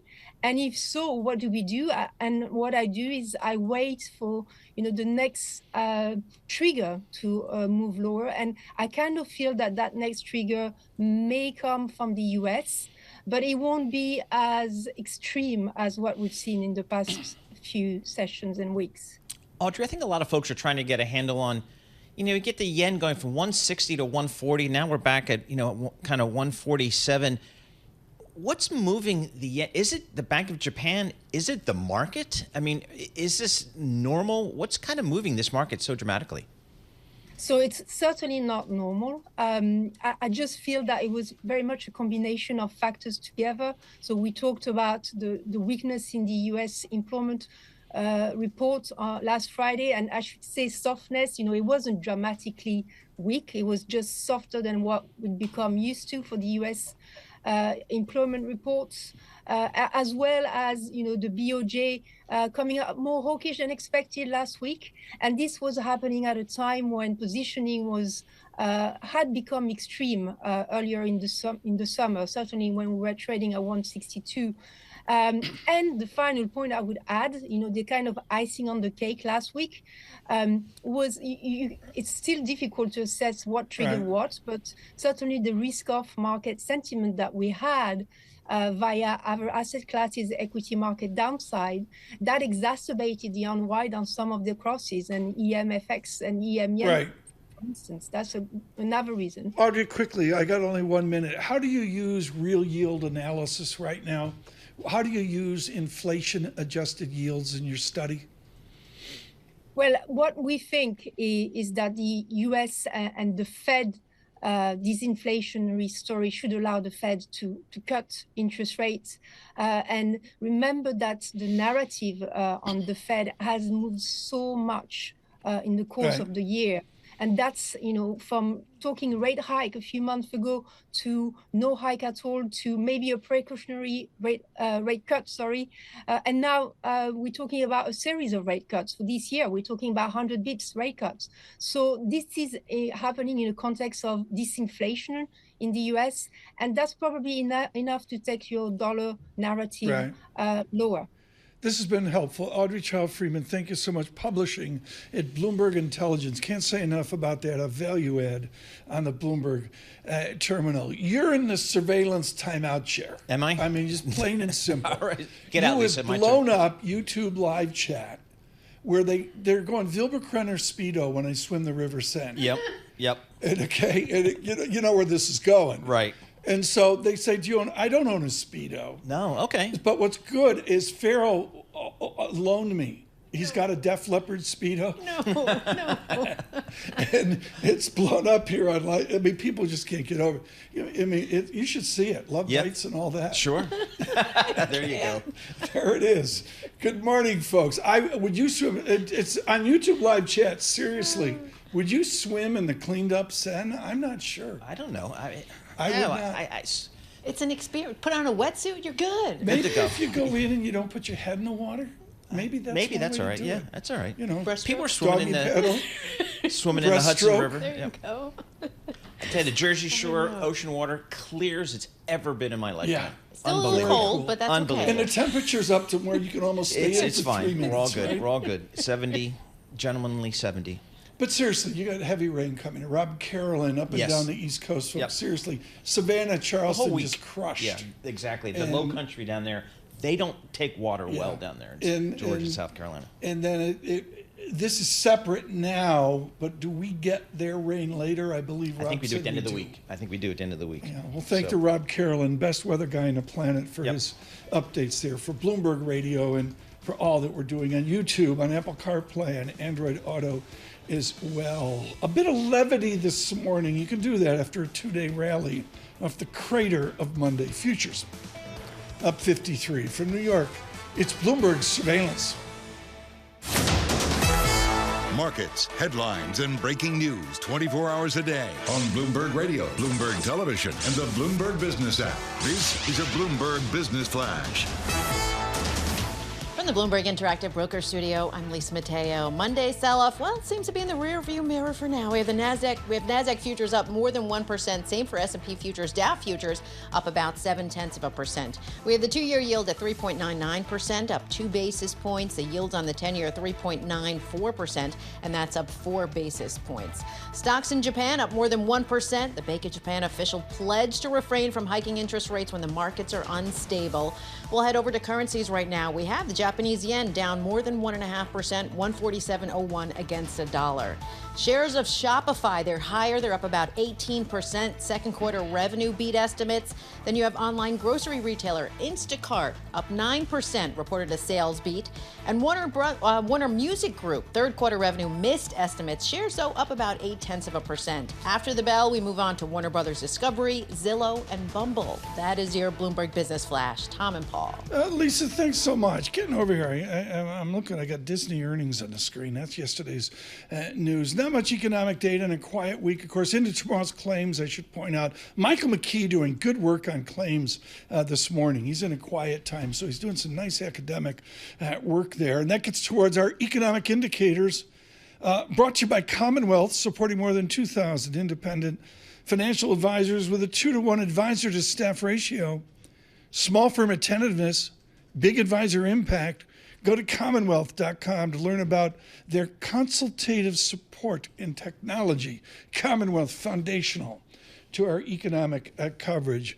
Always a joy to have Matthew Lazzetti darken the door. He's with the Combine at Deutsche Bank, which has been a massive value add to surveillance out of the pandemic. And in all, you and I were talking here about measured. The reason a Fed is measured is because we want to provide stability, a confidence, an anchor. It makes for a bigger keel on the sailboat. Are we over-measured? No, I don't think so. I think, if you go back a few weeks ago, there was this sense that the Fed was going to be moving at a quarterly pace, cutting rates, because they were mostly just responding to lower inflation. When we reset our Fed view a few weeks ago, we thought that they'd be moving a little bit quicker than that up front, going at every meeting this year. And the reason was, we thought that they'd be worried about downside risks to the economy and the labor market. Now, clearly those concerns around downside risks have come to the fore. I think we still expect that they will be somewhat measured in their response here, as long as financial conditions allow them to be. Now, the stability that we've had over the past day and a half or 2 days is helpful in that regard. But I do think that they need to see some reversal of the weakness in that jobs report. And I think that there's good reasons to think so. There was some weather effects. Yep. Temp help workers, or temporary layoffs actually drove some of the rise in the unemployment rate. But I think the debate now is 25 versus 50, rather than going at every meeting versus going at a quarterly pace. Were you surprised at the jobs number on Friday and then the market's reaction to the jobs number? Did that surprise you over the past, that Friday, Monday trading time frame? Certainly the size of the moves is very surprising. When you wake up on Monday morning and you're seeing the 2-year yield down 25 to 30 basis points, and futures down 4 or 5%, those are huge moves. And something that I don't think reflected the economic reality of that jobs report. Now, that jobs report was certainly weaker than anticipated across all the key metrics. And I think the market is highly leveraged to downside risks to the economy, especially rates. Investors have wanted to be, long the front end, thinking about steepeners for a long period of time. And once the unemployment rate starts rising, they begin to really think about that trade more substantially. But the jobs report, I think, was exacerbated by some of the weather events. San Francisco Fed suggested reduced by 15 to 35,000.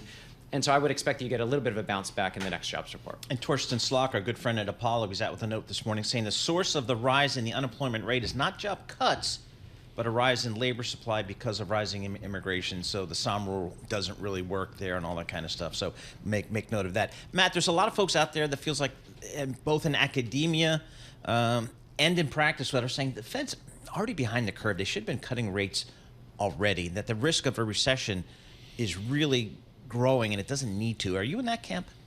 So I think the risk of a recession has grown.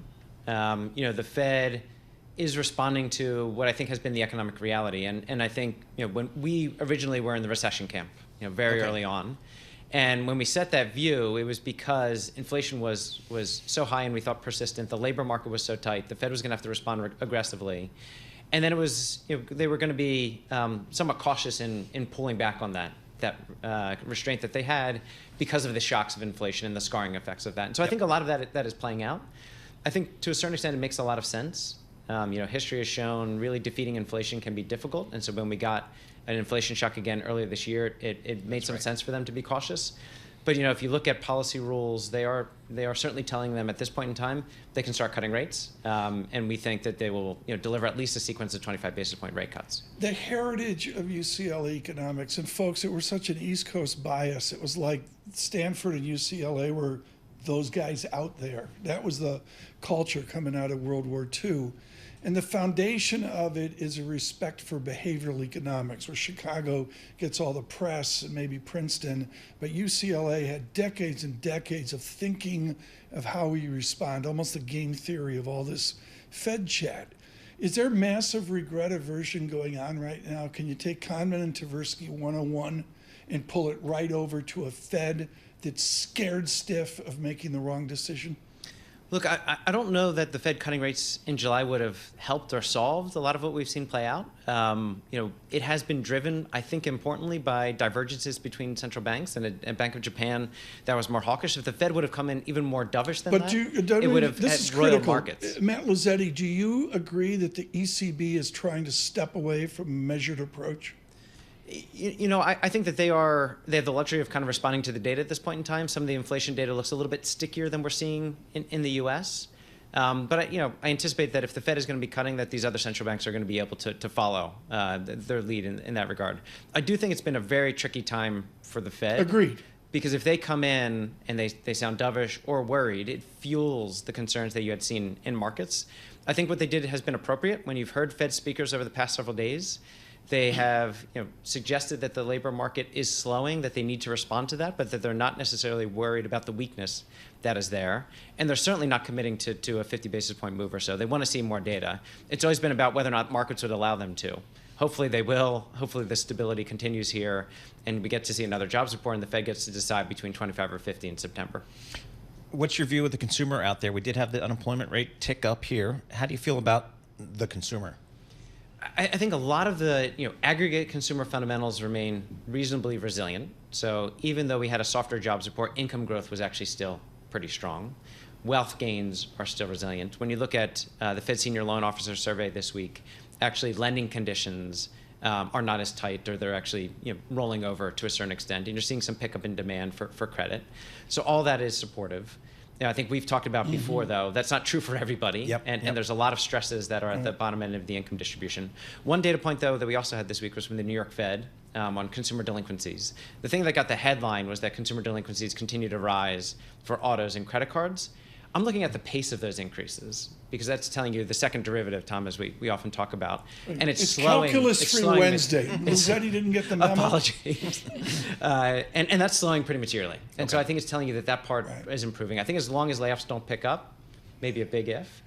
But that's our baseline. And as long as that doesn't happen, I think the consumer remains resilient. To Folkers Landau, nailing the fiscal expansion 4 years ago, whatever, is this a Fed that's a slave to the debt buildup of America?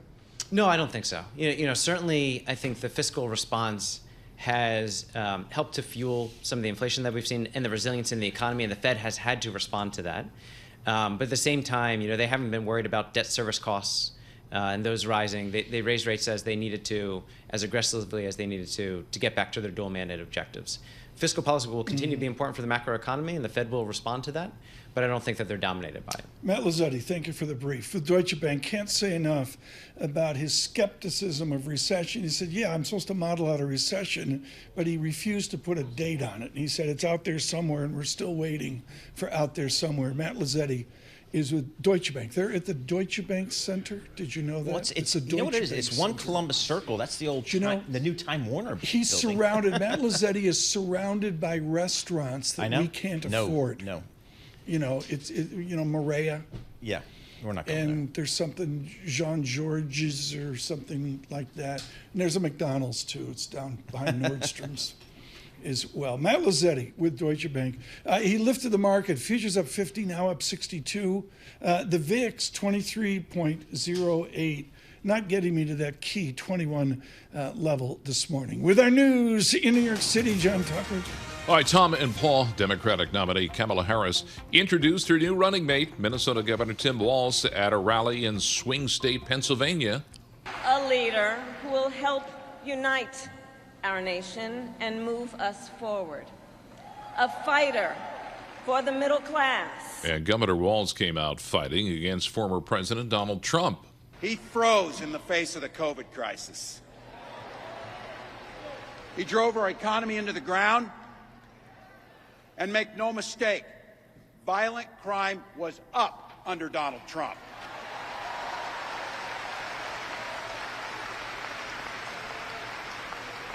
That's not even counting the crimes he committed.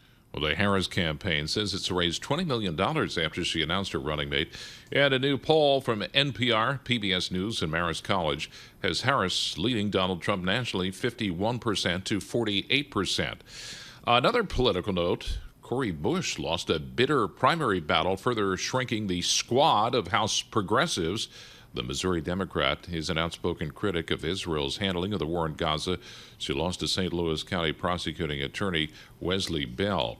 Hamas has named the alleged mastermind of the group's October 7th attack on Israel as its new political leader. He succeeds a key mediator whose assassination last week has set back ceasefire talks. But despite that, Secretary of State Anthony Blinken says a deal could be near. And a 5.2 magnitude earthquake struck in Kern County, California last night. It was felt as far south as Los Angeles. It was a rolling type of quake that lasted for about 10 seconds. No reports of injuries or any major damage. And around 7 in 10 Americans say in the last year, extreme heat has had an impact on their electricity bills, ranging from minor to major. Most have seen at least a minor impact on their outdoor activities. This according to a new poll from the Associated Press. Global news 24 hours a day, whenever you want it, with Bloomberg News Now. I'm John Tucker, and this is Bloomberg. Paul and Tom. Bloomberg Surveillance this morning brought to you by IBKR with Interactive Brokers Forecast Trader. You can trade your views on key economic and climate indicators. Visit ibkr.com/forecast and get started today on Interactive Brokers Forecast Trader, ibkr.com/forecast. Interesting. Thank you, Interactive Brokers, for that. So the Olympics, we all have our favorites. Mine is the pole vault. Really? I wanted to do it as a kid, and I watched them do it, and I said, you got to be kidding me. Yeah. And the kid from Sweden, the first time he set the Olympic record, and he was like 6-7 inches above the bar. Okay. Plenty of clearance. And so then when Could you see Tom pole vaulting? No, trust me, you can't. It never happened. But to me, it's still the most amazing.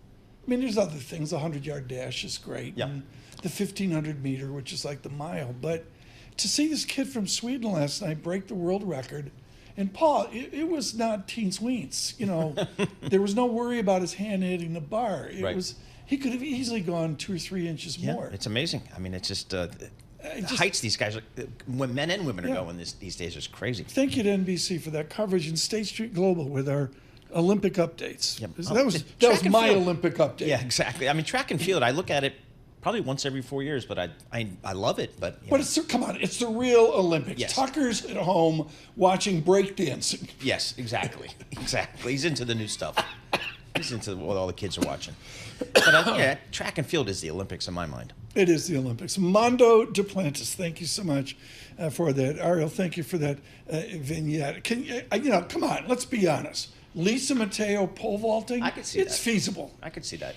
Lisa, Gymnast, come on. I could see. When you were done with the WPIX chair on the wire, did you do the pole vault? You've never? No, I've never done that. Okay. It's on the list, though. It's on the list. We'll see if we can get to it this weekend. Lisa Mateo, pole vaulting. Futures up 62 for New York City. This is Bloomberg Surveillance. Markets, headlines, and breaking news 24 hours a day on Bloomberg Radio, Bloomberg Television, and the Bloomberg Business app. This is a Bloomberg Business Flash.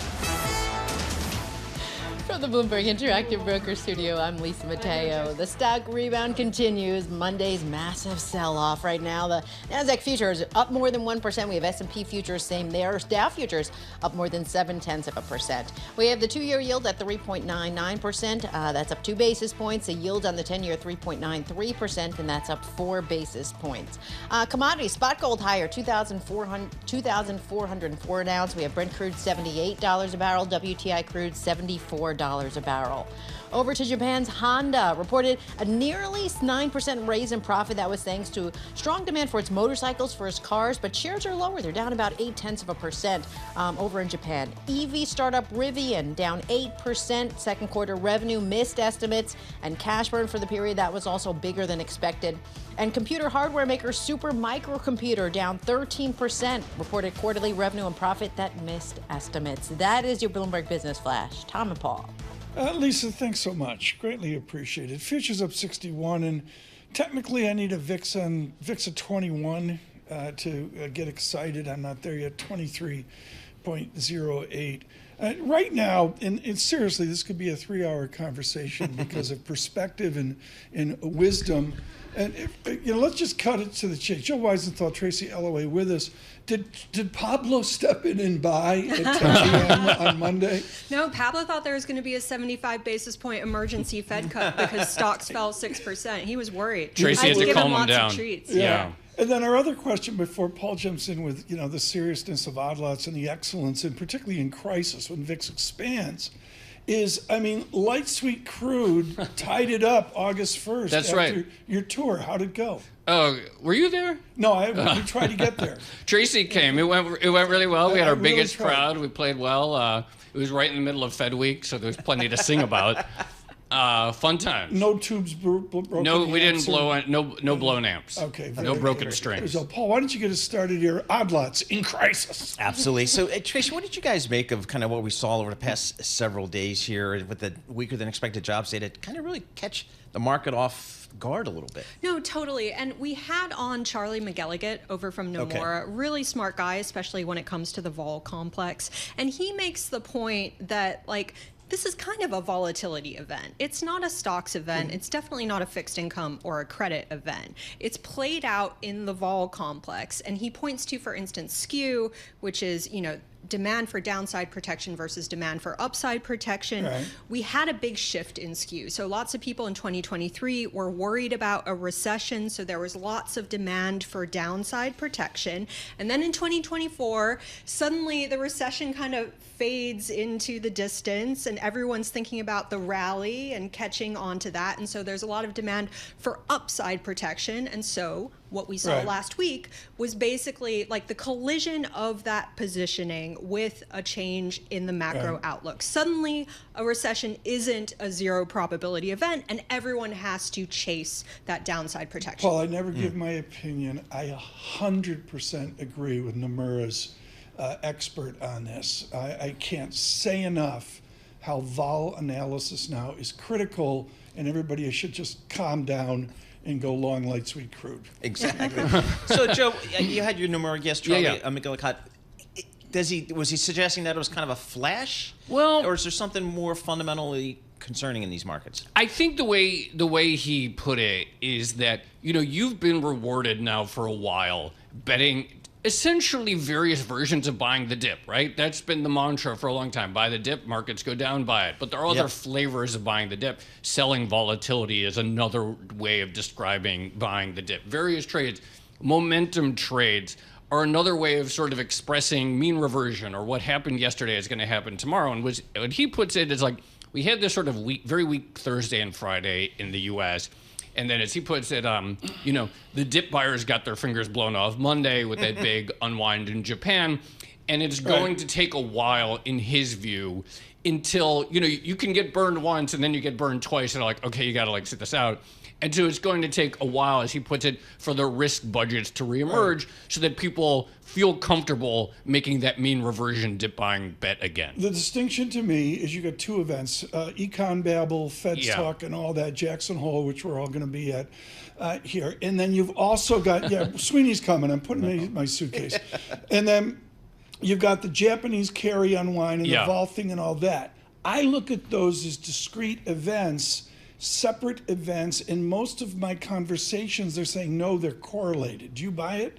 Well, the thing that annoys me about the discourse around the yen carry trade is like people seem to be talking about as the cause for the volatility. It's not. Like it's a symptom of the low volatility environment. Outcome. That's right. Yeah, exactly. Like the notion that we had a $1 trillion stock market sell off because traders cut their short yen positioning by $8 billion in a week is insane to me. And if it was all the carry trade unwind, you would have seen more of an impact in fixed income and credit. Right. You didn't. You saw it in equities and Joe, vol. is it correlated or are they disparate? This is the key thing to me, which is that if you're a trader and you're borrowing yen to buy some risky asset, you're doing that because you're betting that stability will reign and that the calm that we've seen in volatility markets, it's basically an explicit short volatility bet. So to separate it as its own distinct thing that's just like, oh, here's this other thing that happened is wrong, because you have to ask the question first, well, if there was all this money that was sort of borrowing yen, buying some risky assets, why were people making that trade in the first place, and what changed that would shake them out? And the answer is, well, they were low volatility. People were expecting the Fed might engineer a soft landing, all this stuff. Suddenly that comes into question between Wednesday and Friday of last week.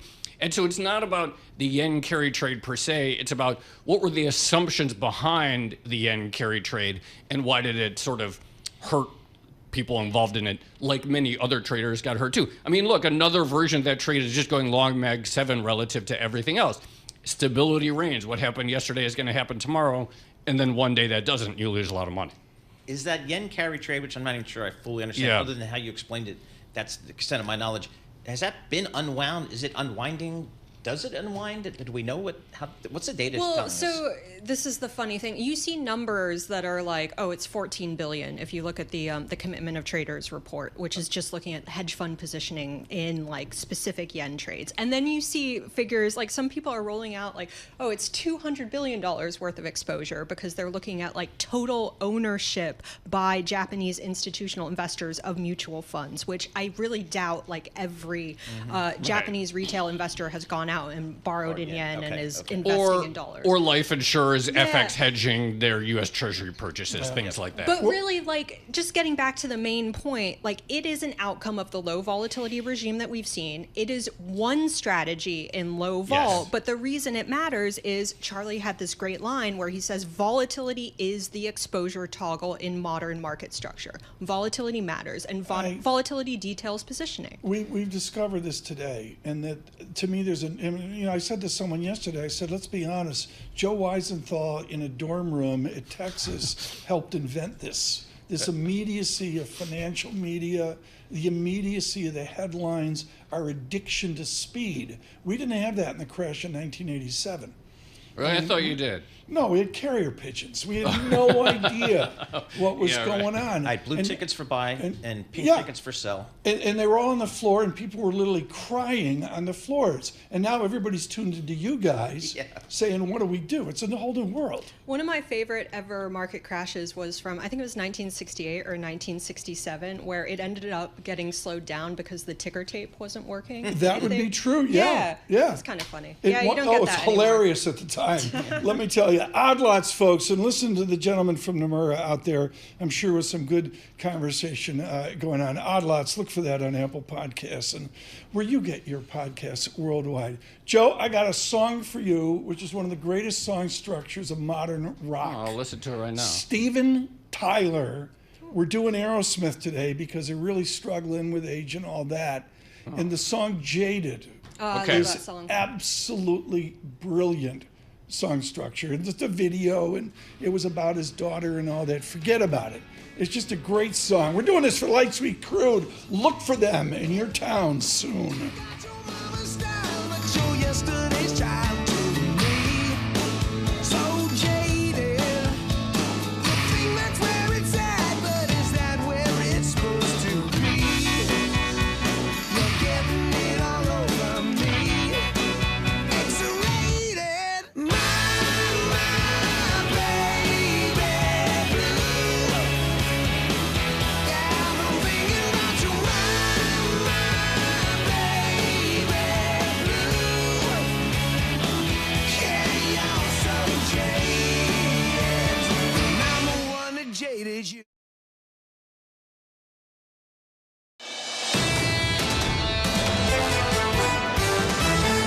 This is Bloomberg Surveillance with Tom Keene and Paul Sweeney. Why are we upset if we're creating jobs? Inflation's still a thing out there for the everyday consumer. With Lisa Mateo on markets. The economic calendar jam-packed today. And Michael Barr with news. Tensions between the U.S. and China have heated up even more. The best in economics, finance, investment, and international relations. This is Bloomberg Surveillance on Bloomberg Radio.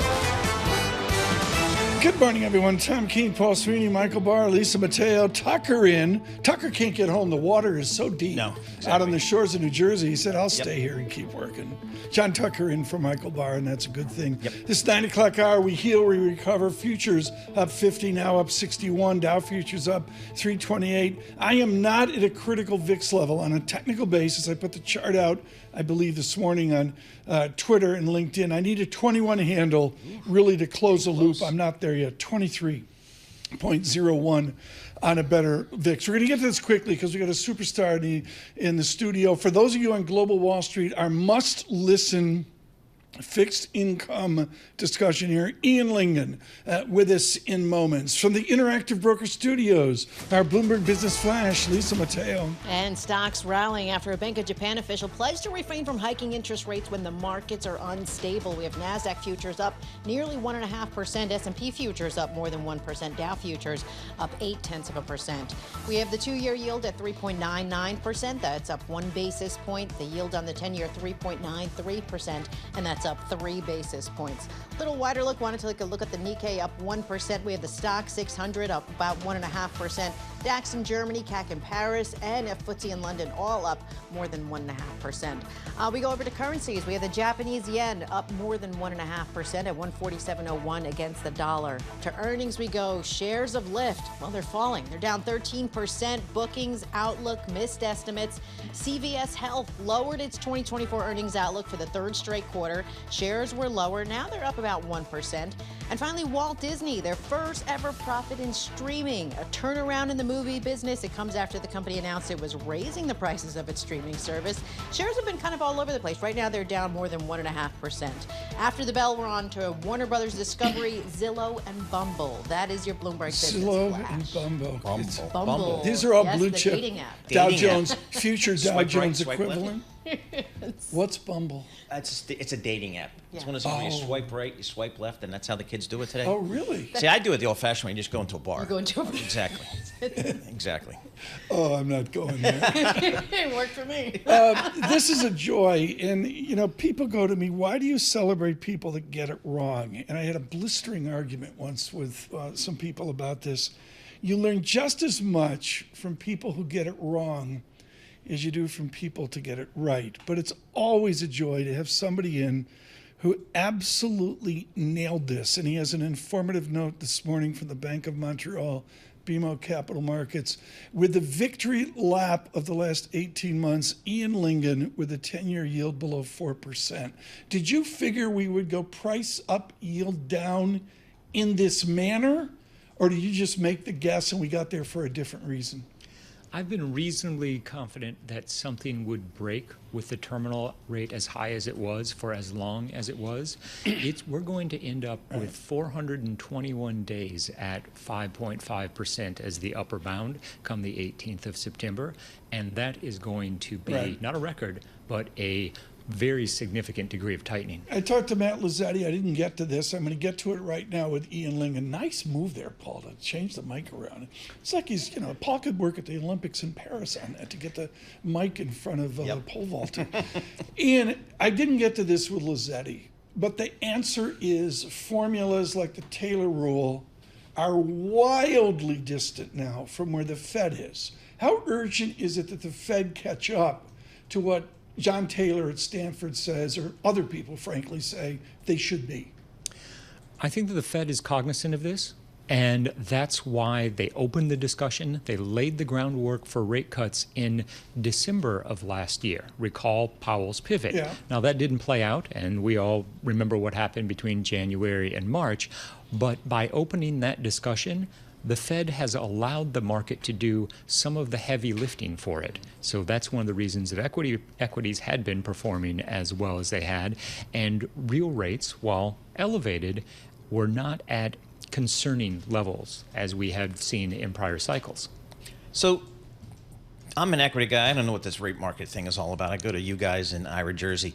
Is 50 basis points baked in for September, or is there still some debate about September? I think it's still a very active debate about September.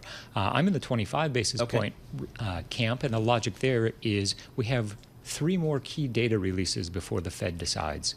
We have 2 CPI prints and a payrolls number. And frankly, Friday's number, while it was somewhat troubling, was certainly not catastrophic. We have an unemployment rate that's still below 4.5%. We have positive payrolls growth. And at the end of the day, the Fed wanted to instill a degree of balance into the labor market, and that's precisely what they got. Monday morning, there was a little bit of panic in the market, it felt like. I hadn't felt that in a while. I hadn't seen that in a while. People were actually talking about an emergency rate cut. Is that something, or is that just overblown concern on a Monday morning? Well, given the price action that played out on Monday morning, what was going on with the yen, what was going on with Japanese equities and global equities more broadly, one would have been remiss not to at least have an emergency cut as a potential. But now we've stabilized. And as we've stabilized, the bar has increased for the Fed to consider cutting rates before the 18th of September. I came in this morning, and this is the glory days of 20 years ago. It's how I got my job. I used to construct fancy charts. Okay, I did log VIX. That's its own story. It's away from me in Lyngen. But I did log inflation-adjusted 10-year real yield, the real yield. So I had a higher real yield as far back as July, 2.00%, 2.02. We gloriously come in. Then we have Japan. We come in even further. Where's a normal real yield right now? I think even global Wall Street doesn't know what to do here at a 1.80. Is that elevated still? I would say that that's still elevated, and the Fed would argue that's still restrictive. But the reality is we don't need to go back to zero in terms of real rates. Where do we need to go to get an efficacy for the overall financial system? I think that our estimate's somewhere in the 50 to 75 basis point range. Under 1%? Under 1%. You got to be kidding me. That's un-American. No wonder they're Canadian shocked. That's why. Are you kidding me? No, I think that that's actually a reasonable level to assume for real rates over the next 10 years. So you're modeling out a 6% nominal GDP. If we get a pop down to 0.50 positive 10-year inflation-adjusted yield, you're goosing. You got to be goosing out the 6% nominal unless you get global disinflation, right? And what's to assume that we won't find ourselves in a disinflationary environment globally? Agreed. And I think that that's what we're running up against. And that's what, to a large extent, the Fed is trying to avoid. And that's why they're being as proactive. I mentioned this, Paul, 3 times this week. Last week, single sentence that mattered. Wei-Li BlackRock. She's modeling China at a 3% run rate. Yep. Nobody, even Ian Lyngen. Lisa Mateo's ready for that, but not Ian Lyngen. Ian, when the Fed starts cutting rates, let's assume it's September, how do they proceed from there? Is it every 25 basis points every meeting, every other meeting? Do they keep it open maybe at 50 points at some point? How does that work usually? Well, we're certainly in a atypical environment insofar as the Fed is not responding to a crisis, at least not yet. Okay. All they're doing is going from restrictive to less restrictive. So they're not easing in the traditional sense. And so that will afford them the opportunity to deliver quarterly rate cuts if they deem necessary. So 25 basis points a quarter is our base case scenario. Okay. Depending on what the next couple of weeks gives us in terms of data, we might actually pencil in another 25 for November. How about the political aspect to it? I mean, it's an election year. How does the Fed historically deal with that? Are you talking Canada or U.S.? I'm talking U.S. Okay. I think that the presidential election has made it a bit more difficult for the Fed to do either a 50 or an intermediate cut because there's the political aspect of it. But 25 has been well telegraphed and is baked into the market. I got to make some news here. You've been a genius. I can't say enough, folks, how Lyngen's led the charge. David Rosenberg, what is it about Canada? I don't know. Montreal, and Rosenberg up in Toronto. It's the air, the water. Maybe it's the Labatt's. Molson. I'm sorry, Bank of Montreal. But Ian Lyngen, help me here. If I get a 0.50 10-year real yield, where does that put nominal 10-year in the Lyngen universe? Well, we will be pushing back below 3%. Now, that's not going to be this year. but that is certainly on the horizon for, let's call it, the next 24 months. You are modeling sub 3% 10-year, 2.95%. Yeah, by the end of 2026, very doable. All right, I'm going to refinance the mortgage there. Now we're talking. Ian Lyngen, thank you so much at BMO Capital Markets. I can't say enough about it. Folks, it's the most valuable fixed income note. Good morning, Ira Jersey, on the street. Go to BMO Capital Markets to see what Lyngen's thinking each and every morning. Futures, he did not affect equity futures. No. He did not. Still solid. With our news in New York City, John Tucker. All right, Tom and Paul. Kamala Harris has introduced her new running mate. Minnesota Governor Tim Walz at a rally in Philadelphia. Since the day that I announced my candidacy, I set out to find a partner who can help build this brighter future. Vice President Harris calling Governor Walz a fighter for the middle class. He came out fighting against former President Trump. Donald Trump's not fighting for you or your family.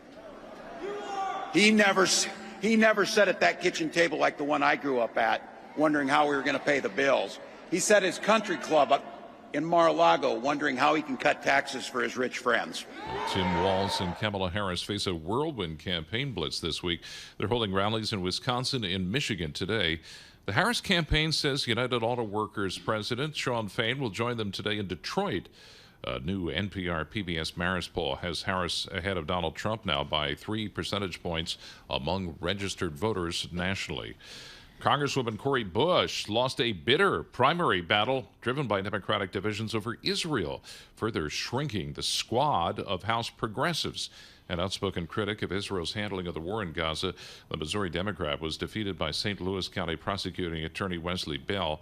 Bell benefited from $9.5 million in ad spending from pro-Israel groups. Boeing is redesigning the fuselage component that blew out of a nearly new 737 MAX 9 aircraft mid-flight back in January as the plane maker seeks to draw lessons from the accident. The company revealed the plan during a day-long hearing with the National Transportation Safety Board, which grilled executives from Boeing and their supplier Spirit AeroSystems about their safety and manufacturing culture. And declaring that there should never be a government label on ammunition used in a mass shooting, congressional Democrats are planning to introduce legislation today that would forbid the Pentagon from allowing bullets made in an Army-owned munition plant to be sold to civilians. The federally owned Lake City Army ammunition plant, which is operated by the manufacturer Winchester Ammunition, produces about 1.6 million rounds of military-grade ammunition a year, half of which sold on the commercial market. Global news 24 hours a day, whenever you want it, with Bloomberg News Now. I'm John Tucker, and this is Bloomberg. Paul and Tom. I remember the day when Marlboro cigarettes, never liked them, priced themselves out of the market. What is it now for a pack of cigarettes? I haven't. It's outrageous. Park hopper plus option. Visit multiple theme parks each day and have more fun at Walt Disney. $501.82 per ticket. Wow. For, I think, 3 days. So the Fab Four go down, you're talking $2,000. I mean, we're talking, on deck circle, Yankee Stadium pricing. Yeah. Have they priced themselves out of America? A lot of folks think so, but the numbers don't show it. I mean, they've always had, mid-single-digit growth in attendance, low to mid-single-digit pricing growth, and that gives you a high single-digit revenue growth in the parks, and they have great profit margins there. Markets, headlines, and breaking news 24 hours a day on Bloomberg Radio, Bloomberg Television, and the Bloomberg Business app. This is a Bloomberg Business Flash.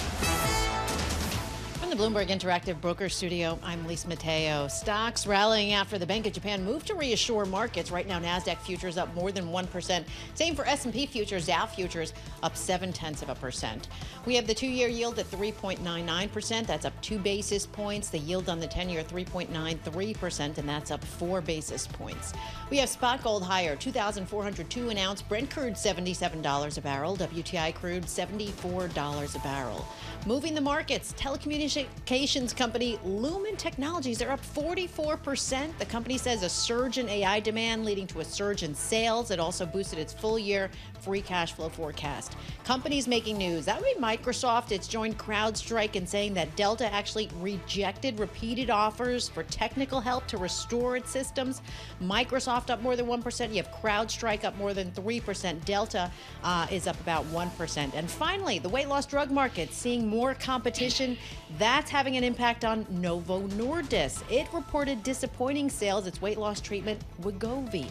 ADRs are down more than 5%. That is your Bloomberg Business Flash. Tom and Paul. Lisa, thanks so much. The Summer Games, the Olympic Games in Paris. Summer Game updates. They're brought to you by State Street Global Advisors. So this is what happens. And when they built Bloomberg Intelligence years ago, and it's not a small item for those of you on YouTube that Gina Martin Adams is wearing Home Depot orange.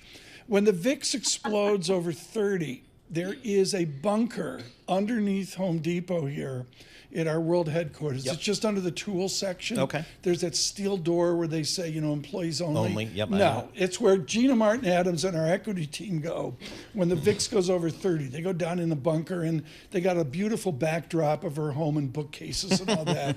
She's down in the bunker right now beneath Home Depot. Gina Martin Adams, when is it all clear to think rationally about equities again? Oh, it's a really great question. I mean, I think that we've already reached some pretty critical technical points. You mentioned the VIX above 30. And not by coincidence, we have what I call a 30-30 rule. The VIX above 30 and RSI at 30 or below has historically led to positive returns for the equity markets 80% of the time. So we got there on Monday. Which is the good news in this is, at least in the short term, over the next 3 months, we should experience a bit of recovery after the losses. But I think broadly, this is mostly about Japan and the unwind of a carry trade that has been in play for 17 years. The move from the Bank of Japan last week is no small thing, and it certainly is playing out in global equity markets. So overnight, when we got word from the Bank of Japan that they're not going to increase rates again as long as markets are unstable, that helps a lot. Now, I do think, though, over the series of the next several months, this is also going to be about the Fed. And that spread between Japanese policy rates and Fed policy rates is the really key indicator to watch. If we can continue to see some stabilization in the currency, reflecting sort of stable interest rate spreads, then the carry trade is unlikely to materially create waves in the equity markets. But it remains to be seen. I think it really is about policy and that spread, and we need to be careful and pretty vigilant at watching that spread for further downside risk. All right, so we'll keep an eye on that, Gina. How about earnings? What are we learning from earnings so far? Yeah, earnings season's been phenomenal, Paul. I think it's kind of underappreciated just how much not only U.S. earnings, but global earnings are creating a backstop for equity markets right now. There's a lot of chatter in the market about macro risk. Are we falling into recession? Aren't we? Are we going to see the unemployment rate continue to rise? By how much? What does it mean? But beside that, earnings are telling you that we're actually in an early cycle recovery. We finally are getting positive earnings growth outside of the Mag 7 for the first time in more than a year. We're getting double-digit earnings growth for the index at large. We're tracking close to 13% earnings growth now on a year-over-year basis. Analysts were expecting only 8%. And when we look forward, the analyst outlook is still pretty positive for earnings growth, and especially positive for that ex-Mag 7, ex-AI space, which has really trailed in this market. Analysts are expecting a continuous recovery there. So as much as we're sort of clutching our pearls over the macro, the earnings environment is very, very stable, only producing a backstop for equity markets. Do you think Gina wore pearls at Wells Fargo years ago? I mean, so look, It could be. You never know. When you're out with buy-side, guys like you, animals like you, right? Some clients you wear pearls, but others you don't. It's II voting season. It closes on Friday. It closes on Friday. Do whatever you need to do.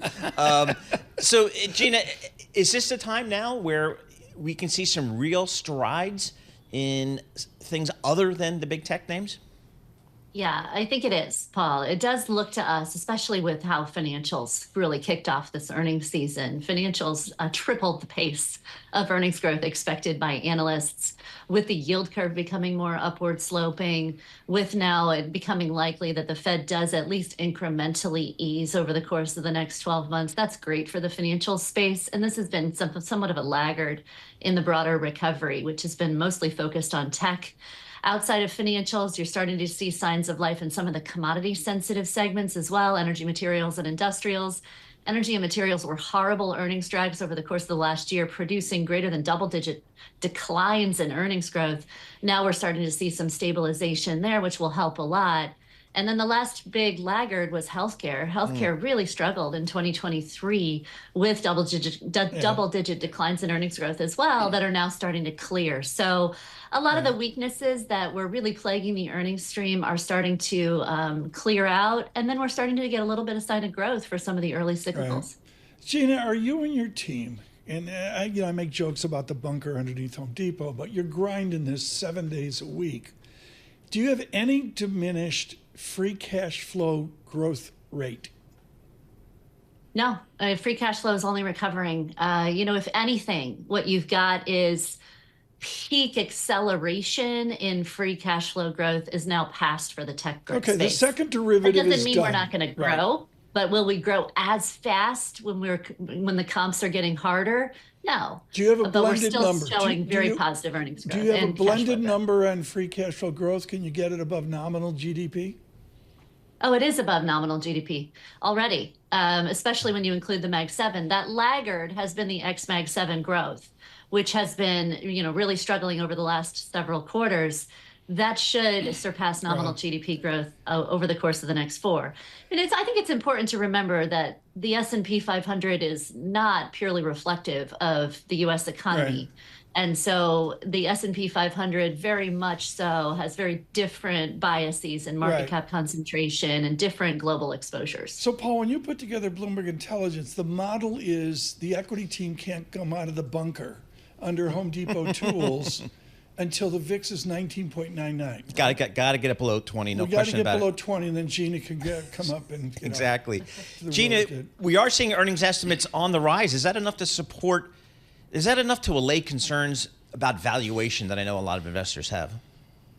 Yeah, look, I think you have to manage a lot of different factors in the equity market right now. Really, the macro has been the bigger drag, and what's happening with policy, not only in the U.S., but globally, has been overwhelming anything on the earnings in terms of earnings news over the last couple of quarters. At the same time, when you really dig into earnings, what we are experiencing is a period of time in which valuations did explode for a certain segment of the index, and that is the big 7, right? The Magnificent 7 valuation ratio is just too high relative to the rest of the index, and tech at large had valuations, price to sales ratios, more than 4,000 basis points above their 5-year norm in comparison to the index. So we were overly enthusiastic and sort of overly concentrated in specific portions of the index, and that's now normalizing. I think that earnings are fine, but there was just no way for some of the big cap tech companies to come into this earnings season and succeed, if you will, with heavy quotation marks, with respect to reaching those estimates implied in valuation multiples. Gina Martin-Adams, thank you so much. With Bloomberg Intelligence driving our equity coverage, she lifts the market futures up 60, NASDAQ up 1.6%. I do want to know dollar yen really, no, not near a 150. That's a real important tip point. Thank you, Audrey Childe-Freeman, for perspective this morning from London. Dollar yen 147.01. Paul, your observation. Yeah, just some movements here. So the recovery in the stock market, just over the past couple of days, not retracing all the losses, but really just setting this tone. I think Joe Weisenthal said some stability, bringing that back into the marketplace. And I think that's of note here after what we experienced on Monday. We will see. We will continue our coverage on economics, finance, investment. We need to get the market open, a calming market. Bloomberg Surveillance from New York City.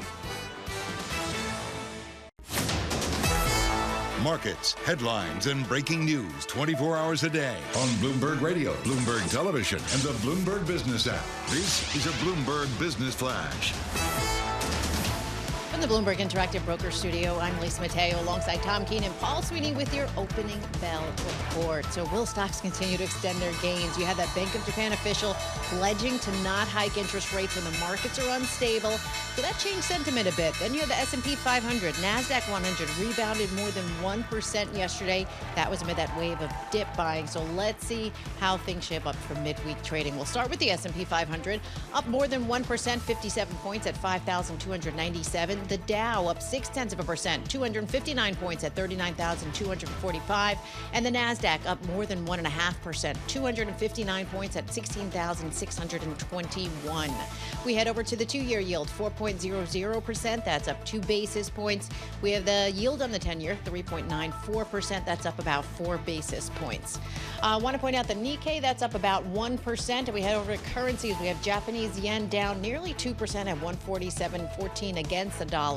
Over to currencies, spot gold higher, 2,401 an ounce. We have Brent crude $77 a barrel, WTI crude $74 a barrel. And at the open, want to check in with Walt Disney. Shares down 3%. Posted first ever profit in streaming department, but it's kind of offsetting that sluggish performance at its theme parks. But shares still lower, down more than 3%. That is your Bloomberg opening bell report. Tom and Paul. Lisa, thanks so much. I have a benchmark here in Hollywood. Let me see how it's doing. I haven't looked since the debacle, as they call it, Monday.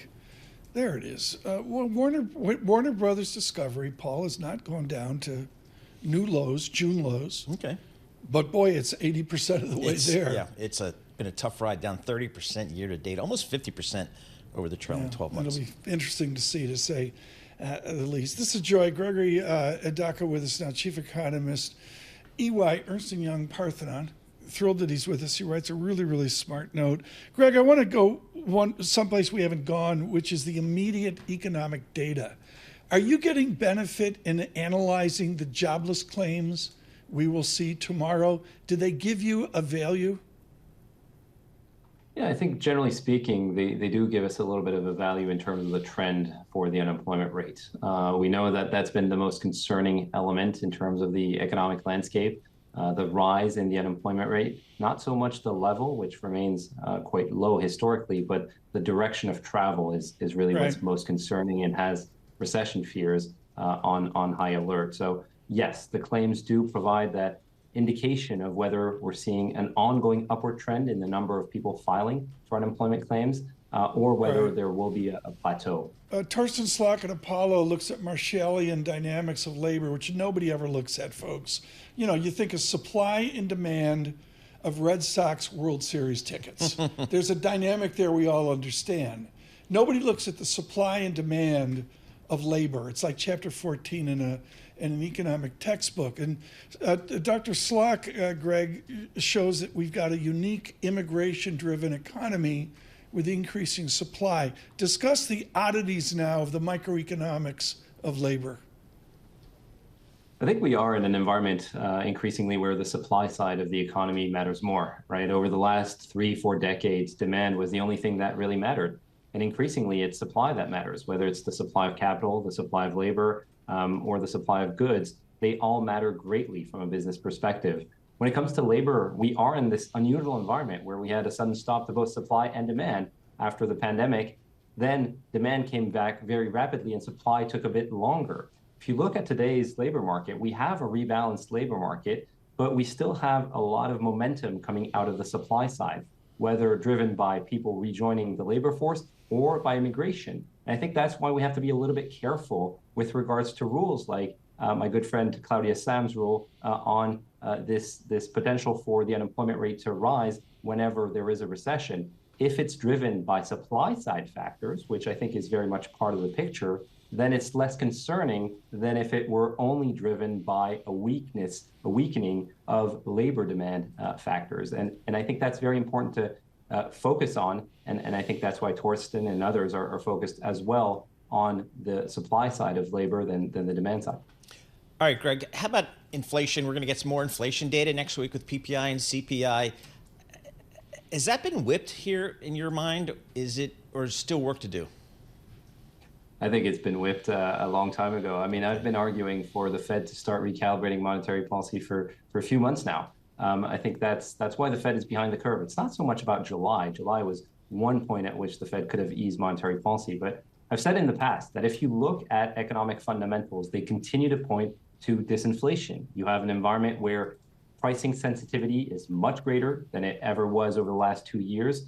Markups are coming down, wage growth is moderating, and we also have an environment where from a productivity standpoint, we have lower unit labor cost growth because of stronger productivity growth. So those are all very favorable drivers of disinflationary currents, which should continue in the coming months and allow the Fed to recalibrate monetary policy, especially given the weakening in labor demand that we're seeing. Greg, what do you see across the EY landscape? I mean, you're coming from a different twisted place, which is a lot of business relationships at Ernst & Young. I'm sorry, Greg, I'm old school. I got to call it Ernst & Young, even though I know it's EY. But what are you observing within the customers, the clients, the people of EY?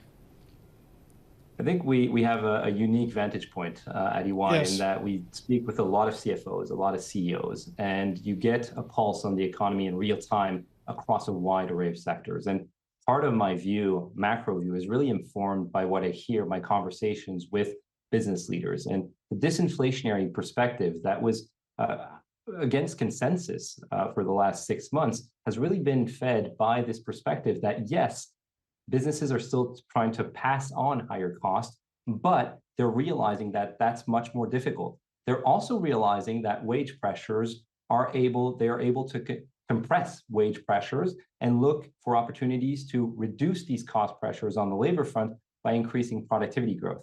So what we're seeing in the economy is actually potentially quite encouraging. We just have to be careful not to go too far beyond the edge, because what we're seeing right now is stronger productivity growth, driving stronger supply and allowing for non-inflationary growth. The longer monetary policy remains too restrictive, the greater the risk you go beyond that neutral point and you start to impose too much stress on the economy, which will hurt demand, but also hurt supply and could lead us into this downturn type of economy. How about the consumer? How's the consumer faring out there from your perspective? And there's discussion, we've kind of got a bifurcated economy, bifurcated consumer. What are you seeing?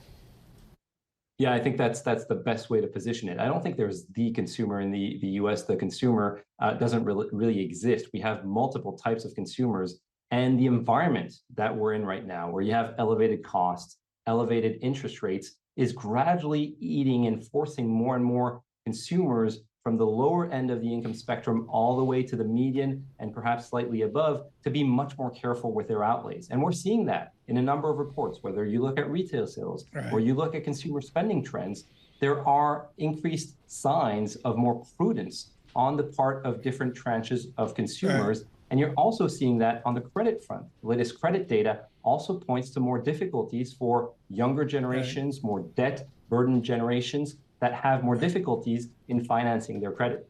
Greg, one final question. Is Atlanta GDP now of value to you? Is it an immediate snapshot of where we are? Or do you just assume 2.x% comes south here as we get to September 30th? I think we're on a decelerating trend when it comes to GDP. We still had a fairly good reading in the second quarter. I look at the year over year, and I tend to look at other measures, GDI, gross domestic income, and the average of GDP and GDI, which is GDO, which tends to have a little bit more of a forward-looking perspective in terms of the trend. I don't think we're falling off a cliff by any means, but if you look at labor market dynamics and disposable income trends, which is currently running at about 1% on an inflation-adjusted basis, that portends to an environment where consumer spending will cool, and in turn that will lead to slower GDP growth. So GDP with a 1% handle wouldn't surprise me. Greg, thank you so much. It's really, really smart. Greg Dacko, and look for him out on LinkedIn. He's writing Dacko. Excuse me. I forget it's my Rochester accent. You can go either way. I didn't speak English till I was 30 or 40. Greg, thank you. Greg Dacko with EY. This morning. I can't say enough about his work on LinkedIn. It's really smart. It's a real value add. So's the market. Futures were up 50, Paul, up 60. Right now, SPX trading up 75 points. Yep. I have no idea I'm in triple leveraged all cash. I don't care. Exactly. But again, given the sense of panic that there was in the early trading on Monday morning, this is some turnaround. It's sort of like the boats left the dock. Yeah. Which is often what we have after the third martini at the Tucker House. The boat leaves the dock. With our news in New York City, John Tucker. All right, Paul and Tom, Kamala Harris and her running mate, Minnesota Governor Tim Walz, hitting the campaign trail. They hit it in Philadelphia last night with the vice president going after her opponent's reputation. I know Donald Trump's type. Their running mate, Tim Walz, made his campaign trail debut, citing some of the areas where he feels Donald Trump falls short. He froze in the face of the COVID crisis. Well, the Harris campaign says it raised $20 million after she announced her running mate. And a new poll from NPR, PBS News, and Marist College has Harris leading Trump nationally, 51% to 48%. Representative Cori Bush of Missouri, a prominent member of the Progressive Squad, was defeated in her Democratic primary yesterday by local prosecutor Wesley Bell. Bush is the second member of the squad to lose a primary this cycle after Congresswoman Jamal Bowman was defeated in June. The NTSB holding an investigative hearing on the January 5th mid-air blowout aboard an Alaska Airlines flight. 20 hours of testimony continues as the NTSB sifts through evidence to answer any questions. Bloomberg's Amy Morris has this update from Washington. 7 months after an almost new Boeing 737 MAX 9 aircraft lost that large fuselage panel during flight, safety investigators are conducting an extensive 2-day-long hearing to uncover any remaining mysteries surrounding that incident. Executives from Boeing and Spirit Aerosystems continue to face questions all day today from the NTSB. Yesterday, witnesses for Boeing and Spirit defended their company's safety systems and inspection practices. The NTSB says it has not yet determined who failed to securely fasten that panel. The hearings will last for a total of 20 hours, yesterday and today. In Washington, Amy Morris, Bloomberg Radio. Israel's Olympic team says some athletes have received threats as they compete in Paris amid larger tensions over Palestinian deaths during the war in Gaza and the threat of a wider regional conflict in the Middle East. The president of the Israeli National Olympic Committee telling the AP team members had received centralized threats meant to generate psychological terror. Half a century ago, French high-wire artists made Manhattan gasp. I am holding the balancing pole in a South Tower ready to walk. It was 50 years ago today. Philippe Petit ventured 1,300 feet atop the Twin Towers and took a stroll on a wire fastened between them this week in celebration of the anniversary. The 74-year-old would be performing at a church here in New York, crossing a wire only 20 feet above the ground. Global news 24 hours a day, whenever you want it, with Bloomberg News Now. I'm John Tucker. This is Bloomberg. Paul, Lisa, Tom. John Tucker, thanks so much. Dow up 270 points, 1.3%, SPX 1.7% on the NASDAQ 100. The VIX hasn't moved yet, but that's like mathiness right now, 22.59. We'll see if we get to a 21 handle. Paul, I got a log chart of Standard & Poor's 500 in front of me, and it was well outside 2 standard deviation carnage on Monday. And we basically made it halfway back to one subjective moving average. I have. Where does fear of missing out? I don't even know what to say here. It feels like it's still there. It feels like buy the dip is still there. Unbelievable. The VIX of 60. Yeah. And we're buying the dip. Exactly. I mean, just the risk appetite is still out there. And I think it's just the expectation that this Fed will be cutting rates, maybe later than we thought, but certainly going to be cutting. Correlation. Dana Telsey. Yep. Ralph Lauren. And she says it was a solid quarter. This is like a solid 2024. Yeah, exactly. I mean, we've seen some weakness with the consumer, but it's tough to call it here. 39,300 on the Dow. Wow. This is Bloomberg Surveillance. Good morning. Markets, headlines, and breaking news 24 hours a day on Bloomberg Radio, Bloomberg Television, and the Bloomberg Business app. This is a Bloomberg Business Flash. From the Bloomberg Interactive Broker Studio, I'm Lisa Mateo. We've got green on the screen with the NASDAQ leading the charge, up more than 1.5%, 305 points, 16,673. The S&P 500 up 1.5%, 78 points, 5,317. And the Dow up 0.8%, 328 points, 39,326. The 2-year yield, 4.01%. That's up 3 basis points. The yield on the 10-year, 3.93%. And that's up 4 basis points. We have spot Spot gold higher, 2,399 an ounce. Brent crude, $77 a barrel. WTI crude, $74 a barrel. To earnings, Airbnb down 14%. That's its biggest drop since its 2020 trading debut. This was after its disappointing outlook. You have EV maker Rivian down nearly 6%. Second quarter revenue missed estimates. And where we are seeing a lift, well, that's Lumen Technologies. They're up 42%. The company says a surge in AI demand. Well, that's leading to a surge in sales. That is your Bloomberg Business Flash. Tom and Paul. Thanks so much. Greatly appreciate it. Winnie Caesar now, too short a visit with credit sites this morning. Winnie, Paul and I have been remiss.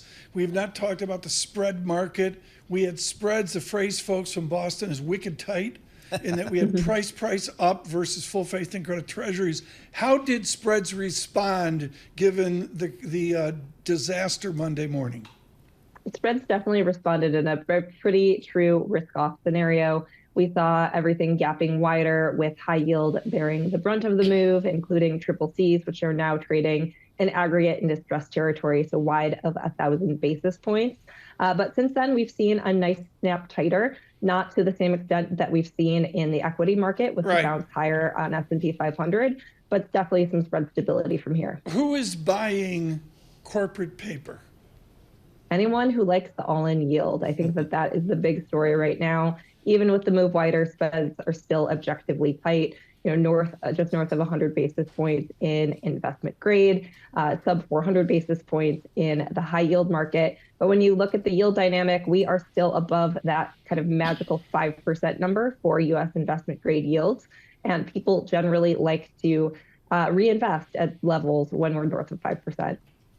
Winnie, I'm looking at the INGO function on the Bloomberg terminal, the Bloomberg Index browser. I see the best performance in fixed income this year is high yield in the U.S. market. Kind of surprising given some of the concerns about the economy out there. Talk to us about high yield. Yeah, so high yield is an interesting dynamic because you are getting paid so much for the carry. You have elevated base rates, relatively short duration, so you benefit from that inverted to flat treasury yield curve, and then also materially wider spreads than you have up in quality in the investment grade world. You also have a very different high yield market than the one that we saw pre-GFC. It's higher rated, bigger capital structures, less LBO deals. So people are looking at higher quality high yield as a pretty attractive place to be. And then when you factor in just the carry, the ability to generate really strong returns when you're already yielding 7, 8, 9, 10%, that is definitely a pretty positive story for high yield. Winnie, one more question. We've got to run here to the news of the moment, as it's been too often typical. On total return versus clipping the coupon, what do you see 1 year forward? Yeah, so 1 year forward, I think that total returns still look pretty okay.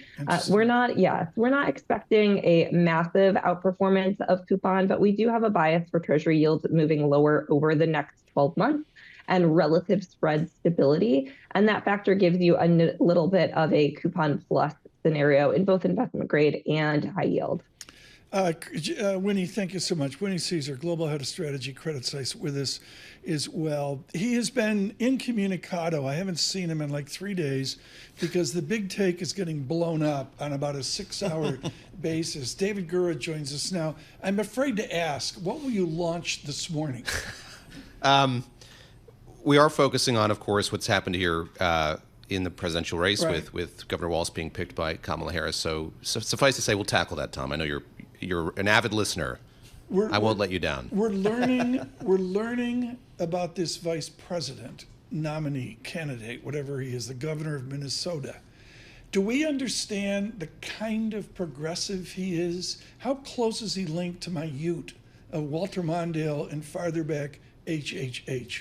I think very close, and I think that there's a heritage of Paul Wellstone as well. And I think what will be interesting over the course of this campaign is to see how he reclaims what that term means, the definition of what progressivism is. And I think it is very closely tied to the Democratic Party that you remember. You listen to him talk about what motivates him and animates him in politics, and Governor Walz talks a lot about just wanting to do good for the most people possible. So it's a big tent that he's trying to get people into, and has been. The micro, which he knows cold, is south of Minneapolis. I'm going to say down to Mayo Clinic. Annie Craig is lean Democrat in the 2nd District of Minnesota. He's going to go in and save the day for her, I assume, and win. But he's got to do that in Michigan and Wisconsin. How does he affect Minnesota wins in these other states? He knows agriculture. He knows the Midwest, born in a small town in Nebraska, moved to a small town in Minnesota. He speaks their language. There's a level of authenticity there that I think will appeal to people in other states in the Midwest. But something I'm struck by as I listen to him talk is the way that he thinks about and addresses people who might have voted for Donald Trump or might be leaning toward voting for Donald Trump again. He doesn't write them off. His whole critique is the Democratic Party's message is wrong and something isn't clicking. And I think that that's something that's going to be on full display over the course of the campaign. And I think what he's going to impress on now his running mate, Vice President Harris, and others, refining that message. Obviously, it's one of more optimism. That's the contrast that we're seeing with the Republican Party, trying to make that stick and trying to portray himself and the party as more pragmatic, I think, than the opponents. I tell you what, I mean, David, I'd love to get your opinion here. It seems like it's been about as good as it can get for the Democratic ticket here over the last several weeks. The momentum, the honeymoon continues here. Is this a little bit surprising, or is, I think what's most surprising to me is how this has been kind of a plug-and-play campaign. Kamala Harris has come into a very established campaign apparatus.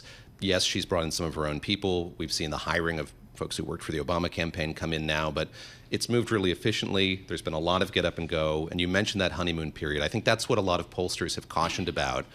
We're in one. How long could it last? It's crazy. It's just been not even 3 weeks since all of this happened. But I think that we'll see what the longevity there is. But as you say, I think that it's gone incredibly well for Democrats, and they hope to sustain that momentum. Does President Trump pounce now, or a la the old days of HHH and Mondale, does he courteously keep the ammo dry, the gunpowder dry, until after Chicago? I think that he wants to pounce, and you've seen him doing that, and they've tried to attach all kinds of labels to Tim Walz, and we'll see what sticks. I mean, I think that what the Democrats must find delicious is looking at this guy who's wearing T-shirts and baseball caps being labeled radical and dangerous. I think that they must see kind of the visual irony of that. You mentioned the convention just a couple of weeks away. I think that's the moment where this kicks into gear in earnest.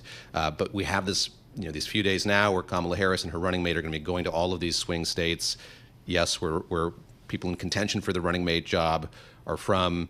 We see J.D. Vance kind of hot on their heels as they're doing that. So they're not sitting idly by while this happens, but I think it will tick up after the convention. When your people, when we talk to GERS people, can you come back and talk about the transcendental culture of the Northwest, what was Illinois, Wisconsin, Minnesota, and the heritage of this? Is fascinating. It's truly from my youth what we're seeing here with what's called the Progressive Democratic Party. I would be glad to, and I think on Friday I'll be back.